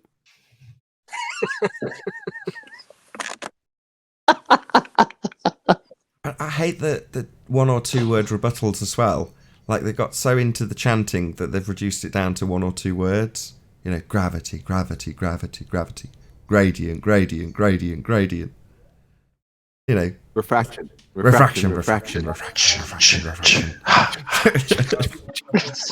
Nah, it's their God of the gaps argument. gravity is proof for the container, and the gradient is proof for a vacuum of outer space. That's basically what they're trying to assert. Yeah, but you're having to fill in the gaps. You're having to say what they basically assert, because you'll only get one word out of them as they chant it out, you know, and then leave a long pause when you go, what of it? You know, gradient. Yeah, well, what about the gradient? Gradient, gradient. Well, I was in a discussion They're just with the lost in their 24/7 about space-time, and I asked him, so would you agree that space-time is often described as a fabric? And he was like, oh, yeah. So then I was like, oh, so what color does it come in, and what fashion labels use it? He's like, oh, that's ridiculous. I'm like, well, that's ridiculous? But a cubic meter of time isn't? Was that in 24/7? Yeah, I remember that. Yeah, that's it was right. Like, why is that a ridiculous question? And he said, well, because you're trying to put physical attributes to you know, some type of medium. Bingo. To a concept. Hey, God damn it, that's miles better for the Emperor's New Clothes, because you can literally transpose right in there that the Emperor's New Garments are going to be made out of space-time. And he sews the fabric of space-time. Yeah, but we know But the best was the response, because I remember that. And when Globus asked him, he's like, so what color is the fabric of space-time? And he's like, that's ridiculous. It's such a silly question. And Globus asked him, why is that ridiculous? Because you're putting physical attributes to this medium. When we were just telling him that. You're trying to apply physical properties to this medium, and you think that's cool until somebody asks you, well, what color is it? Oh, that's just ridiculous. You can't. Really? Chocolate. Well, that Well, is it's kind likely of, to be either brown, black, or dark green. But the Sometimes Globers are dark blue. right. The Globers are right. It is ridiculous, chocolate. I mean, I've got to side with them on this, because to attribute a colour to a conceptual medium is to apply physical attributes to something that's just basically been made up in the mind of a guy called Einstein. You know, you can't put a colour on that. It's just conceptual. So, yeah, they're right. Why would you ever attribute anything physical to this? It's non-physical conceptual. But they'll basically use that as a defence. Wasn't it supposed to be our physical world? It was so good. Okay. I don't know. But Could it's they actually, dream it? the fabric Could is they dream in trampoline, color? right? You know that, right? What, Owen? The fabric of space-time is trampoline. Remember, that's how they used to demonstrate what it's supposed to be like. So we know if it's a fabric, it's probably going to be the same fabric they used to build trampolines. So now you can actually go down to typical coloring. Yeah, but you could dream in color. I mean, that is the physical personification of a reification fallacy when they do that. When they say, right, space-time's a concept, but so you can picture this concept physically operating. Let's throw a bowling ball in the middle of a trampoline and then let some other balls roll around it forever. I mean, for 2.5 seconds till they get to the middle and hit the ball. But you wouldn't have an orbit. You'd have a trash can. You have a well where everything just goes to the bottom and collects at the bottom of the trash can of the trampoline. You wouldn't even have an orbit. It would just be pulled in and eventually make contact. So their model illustrates a few things, but it doesn't even illustrate them very well. Right. Because it goes straight to the trash can at the bottom. You just don't understand science. Listen, Yeah, Coach Show was on Globus, for 2 hours. much props for that question that you asked him, because the best part was the response, like the absurdity to ask me what color space-time is, yet you were trying to argue that it's a real thing. It's great. Yeah, exactly. I was just trying to circle back to the point we were trying to make with him originally, and then he finally realized, and after that he stopped talking about it, and then he moved on to I think he was like, I really had to have a go at your model. Show me the flat Earth model, and I was like, why are you so obsessed with graphical representations? I mean, I know you've been programmed this way, but Look, if you want to see the flat Earth, go outside, open your eyes, you'll see it. And I try to use like a cat analogy. I go, if you had never seen a cat before, right? And I had, for example, and I have a cat with me. I have many pictures of this cat, right? I can describe you all the physical attributes of a cat, how it moves, what it looks like, but you've never seen one, right? And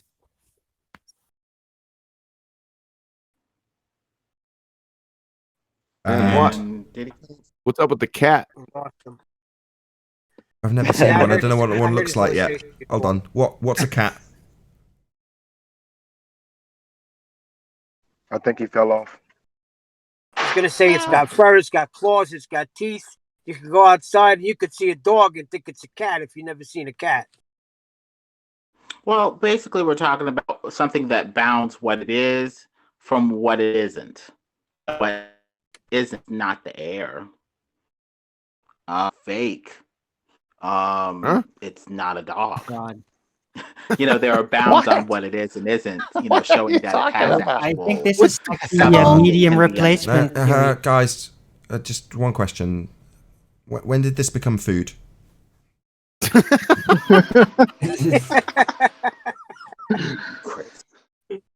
That has stuck with you, hasn't it? I could technically reason out through logical reasoning that the fabric of space-time is energy. You know how?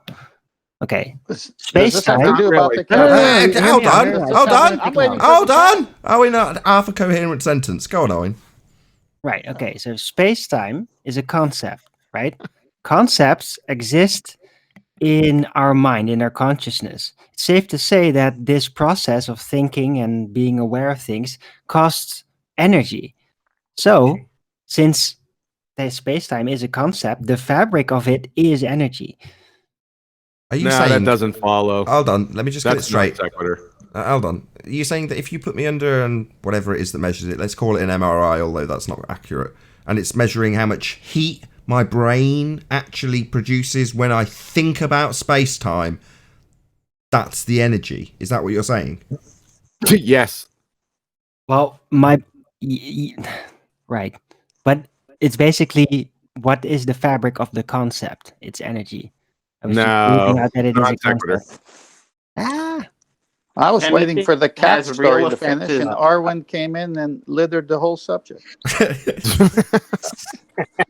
Oh my god. Oh my god. Anything that has real effects is real, okay? That would include, you know, space if it's holding physical matter. So space has to have some sort of physical attributes. I would call that the ether as opposed to space-time because the ether was around Oh, before fuck space-time. no. That is not no damn ether. Why? You just call it air. You just call it air, man. The air is mixed into the ether. The particles that we Really? breathe in or the air is mixed into the ether. Can you stop rumpusing him? Air is mixed up with the I keep ether. hearing about this ether. What is it? It's the thing that gives space its physicality. It's There is physical no space. There is no vacuum No of space. space without ether. Ether is space. There is no vacuum of space. Because I'm it's pretty ether, sure yes. space is space. Ether space. Ether space. No. Space is space. That's like I'm going to saying go gravity. Ken Wheeler a bit and say that you can't have water in the ocean Oh, that's without your- the water. that's your No second water, no mistake. ocean. You can't have space without ether. No ether, no space. We don't do tattoo Jabba the Hutts here. Sorry. You're being Don't caught hate in on a Ken spell. Wheeler. He's got some good stuff. Hold on. Are you saying that there's no ether without ether? Is it just kind of a begging the question fallacy? There's no ether without space. There's no ocean without water. It's the same The thing. ocean is the water. Yeah, but we experience Without ocean and water. I you have an can. empty base. Sure. You're gonna use modus ponens and say, if we've got ocean, we've got water. We've got ocean, therefore we've got water. But then juxtapose that with, if we've got space, we've got ether. We've got space, therefore we've got ether.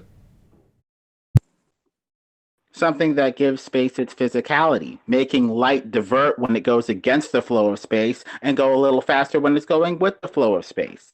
Something flow. is there making the light travel a little slower this direction, Where a did you little get this faster flow of this direction. space at? I'm more intrigued Flow with of space. What does flow of space actually mean?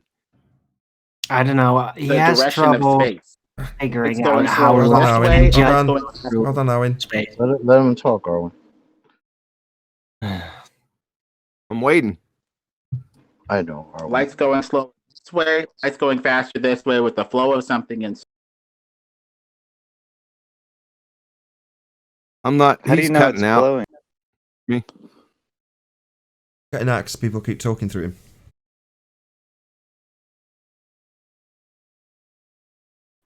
When you split light in an interferometer, you have light going in two directions. The light comes back together at the end of the interferometer, but one ray of light has been going slower than the other one because you're getting an interference pattern. Otherwise, it would match up perfectly and there would be no interference pattern, no fringe. So Stop something's slowing his down light in bullshit. space. And That would be the ask ether. him what the flow of space is. Can he hear me? Yeah, No, he because That he's gives us talking. our effects. No, he can hear you. All of this stuff that we confuse with the movement of the All Earth. right, I'm It's done just with the this. movement of space. Hold on. Take over, Let's see if I can get Nathan. it back on I track, can't. Kiwi. Hold on. Don't lose interest. The question is, what's the flow of space? Whatever is slowing down the light when it's going this way in the interferometer and this way in the interferometer. The thing that's moving the sun, moon, and stars over our head while we're not moving, with Aries failure and other experiments. Oh, shut up. Flow of space, Moving. whatever. You said whatever. No, we want to know what that whatever is. That's what I'm talking about. The ether? Well, you just declared It's just a it. begging the question fallacy. What's slowing down the light? You don't have a logical option, therefore, the only other How option about Doesn't the have is anything to space do with logic flowing and nothing and slowing impeding down light. the light. There is no There's no vacuum other of option. space. You're on shrooms. No, he's actually about to make the I don't aberration hold to real. a vacuum. There's no other logical option, so it has to be ether. That's exactly what gravity believers say about gravity. I got a logical Exactly. option. It's Gravity invisible is three-toed gnome. unintelligible. Ether is more intelligible. Hold on. You're going to But back that Lemon, up then. wouldn't Hold on. that be I want you that back. assuming Hold you on. know Hold all the on. properties of Hello. light? Hello. Hold on. I'm I sorry. want that backed up. These three-toed gnomes showing me. I can't. Well, that's the end of that then. Do Can you you show have me? Can you show? three-toed gnome droppings? Three-toed gnome habitats? Three-toed gnome history? Testimony of people who have seen three-toed gnomes that is verifiable or credible Really, in what some. is fucking ether? What is it?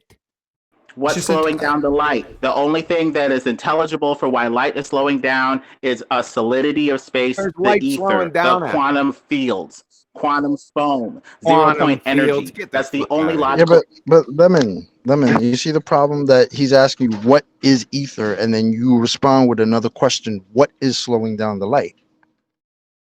Right? Space You're not itself, proving what's the slowing thing down the that light is. just by asking what's slowing down the light. And isn't You that don't based have on a an logical assumption you know option. all the Therefore, the properties ether of is the only light thing in the that gives first place? intelligence. I'm sorry. I thought I was talking. Oh boy.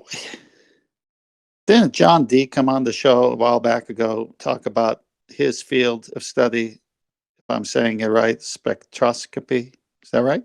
no, it's spectrum. It's It's spectrometroscopy. It's spectrochocoloscopy. That's correct. I can't even say I that. love that you remember that. I love it. Well, it's food. Yeah, and he was talking about True. how they look through our atmosphere, through all the different things that they don't identify, and say they get a real reading, which is false. Something to that effect. With stellar spectroscopy, but he's not doing. He's not an expert in stellar spectroscopy. He kind of. Well, he No, poo-pooed it. I know, but I'm just leading this on to a point. So if you're viewing the sun, the moon, and stars, and everything else that is in supposed space from the Earth, you have to go through an atmosphere to view it. Correct? Yeah, a bit like looking at the horizon. But go on. Yeah. Okay. All right. So, what is the ether doing to lemon that the atmosphere can't do to light that the ether could only do to light? Why can't it just be the You can pump atmosphere out the in its atmosphere. great? I'm finished yet. You can pump out Hold the on. atmosphere. Go ahead, interrupt.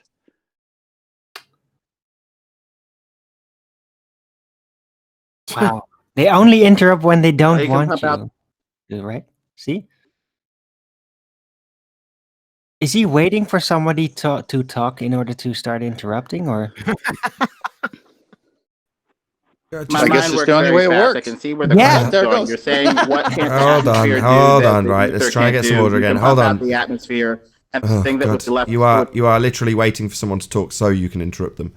10th man's trying to get to the end of his point. Hopefully he'll respond at the end of his point. We'll see how we get on. Try once more, 10th man. Give up if you fail. All right. So the sun, the moon, the stars, and everything else supposedly in space, and it's this thing called ether that allows us to somehow experience the lights from them. Okay, my question is, what is the ether doing in Lemon's philosophy here about the ether or proclamation of it, which he hasn't proven it yet, that the atmosphere can't do? So if you have an atmosphere, even with a gradient atmosphere, as light hits the atmosphere, what is that doing that the ether gets credit for? That maybe it's just the atmosphere.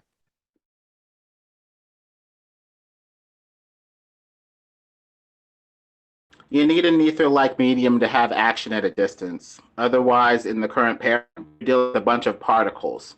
And you'd have a bunch of particles that need to move out of the way for you to move at all. Define like being action. insane. Define action at a You need distance. How something far? that you can swim through that is Define not action particular. at a Hold on, distance. 10th man. How far? Hold on. Atmosphere in quote unquote a vacuum. It's going to go on for an hour. I'm action almost at a done. distance. When you filter out the atmosphere, you have purified ether left, quote unquote vacuum. You have something that is not the atmosphere that is still left over in the tube. How far is the sun?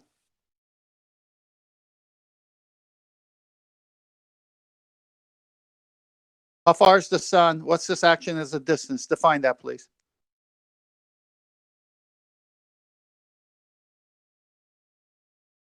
What was that? I'm asking, how far is the sun for this action of a distance to have an ether somewhere in between this? Because, yeah, I'm looking out my window here and I see mountain ranges and I can see action at a distance. I can see trees waving in the wind. And it's an atmosphere, not ether. So what is this action at a distance and how far is the sun? 3 to 10,000 miles away if you triangulate using its rays. But with refraction over a flat plane, it might be even closer. How far is it away? 3 to 10,000 miles with triangulation of its rays. So you know the distance of the sun. How come you don't answer the housekeeping question? Thank you, Neil. I was just Everybody going to go knows there. the distance of the sun is probably close if you use the rays. It just depends on the method you use. People are assuming that the Earth moves through space, which is making the bottom leg of their triangle for triangulation way too large. The sun doesn't. The Earth doesn't move. So if you just use the sun itself and its indicators, its rays, 3 to 10,000 miles away. Okay, so how come I could see those rays in my atmosphere? Because you can see them. Thank you. So light in my atmosphere answers your ether. But what is left over in the vacuum tube when you take out all of the particles of atmosphere? What's left over? What vacuum tube? What atmosphere particles? Have you been up there? Do you don't have clean a out the big logical Hoover option. At machine this up point, there in the I end the sky? conversation because you don't have a logical option. It is logical to assume that there is a medium of ether left over. Otherwise, you have something coming from nothing. No, there is no necessity for this medium. Hold on, You think everyone, hello. That's still in the Hello, vacuum hello, coming from got audio nothing, which chaos, is the everyone, hello. unicorns and, Can you stop gnomes that talking, you're please, talking Lemon about. Bird? Something Hello, coming from nothing. hello. Right, so you said it's logical to infer that we have ether. What's the logical syllogism? Go ahead. Thank you, QE. That there is a medium that is still in the tube from which we're getting all of these manifestations of energy, virtual particles, or whatever they name it, that is still in the tube. The Casimir effect, a push from something in the vacuum that is having actual physical effects. There is no vacuum. In a medium where there's quote unquote supposed to be nothing left. It's much more logical to say that there is a medium left of He's talking ether about a tube. rolling in and out of the tube. What tube are we talking about? Vacuum tube. And you've done this.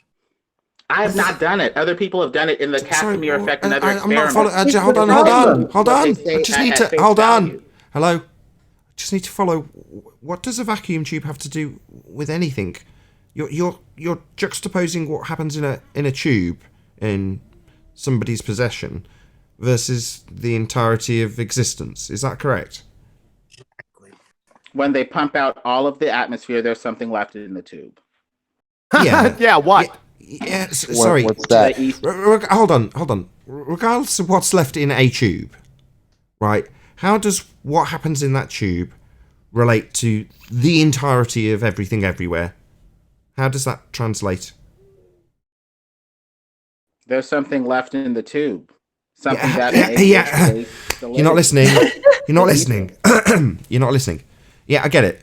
Regardless of what will now happen with the tube, or what we will argue about, what happens or doesn't happen with the tube, and what is proven by the tube, how does that then relate to everything else around me, which is what you describe as the ether? It's everywhere, right?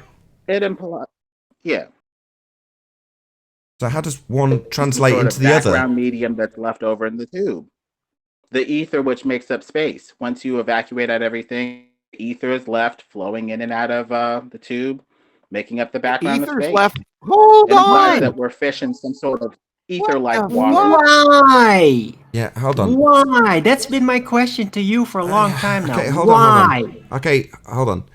You suck Because out it's all the air from a logical, tube. Arwen. Gotta be Hold logical. hold on. Why? Oh God, Arwen.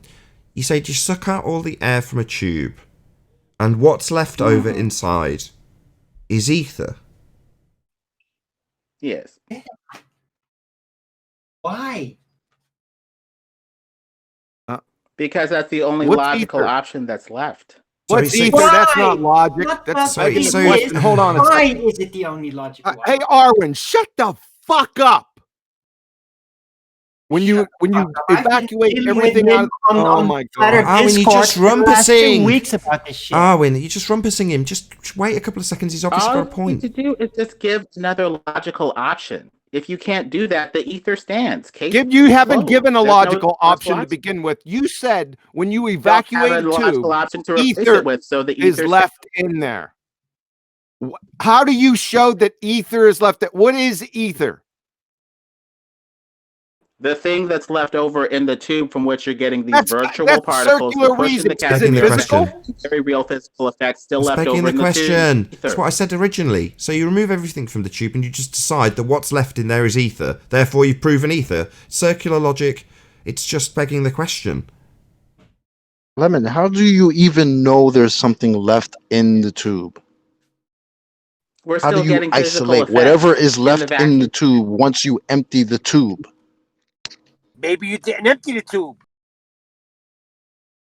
Once you empty it of the stuff that we can categorize and see easily, there's something that's not as easy to see that has to be left over in the tube, giving us these physical effects. That's the only So logical something we option. don't see What that other has to be logical left option? over, that's begging the question. You're just saying, well, there's got to be something left over. It's ether. Therefore, there's ether left inside. That's begging the question.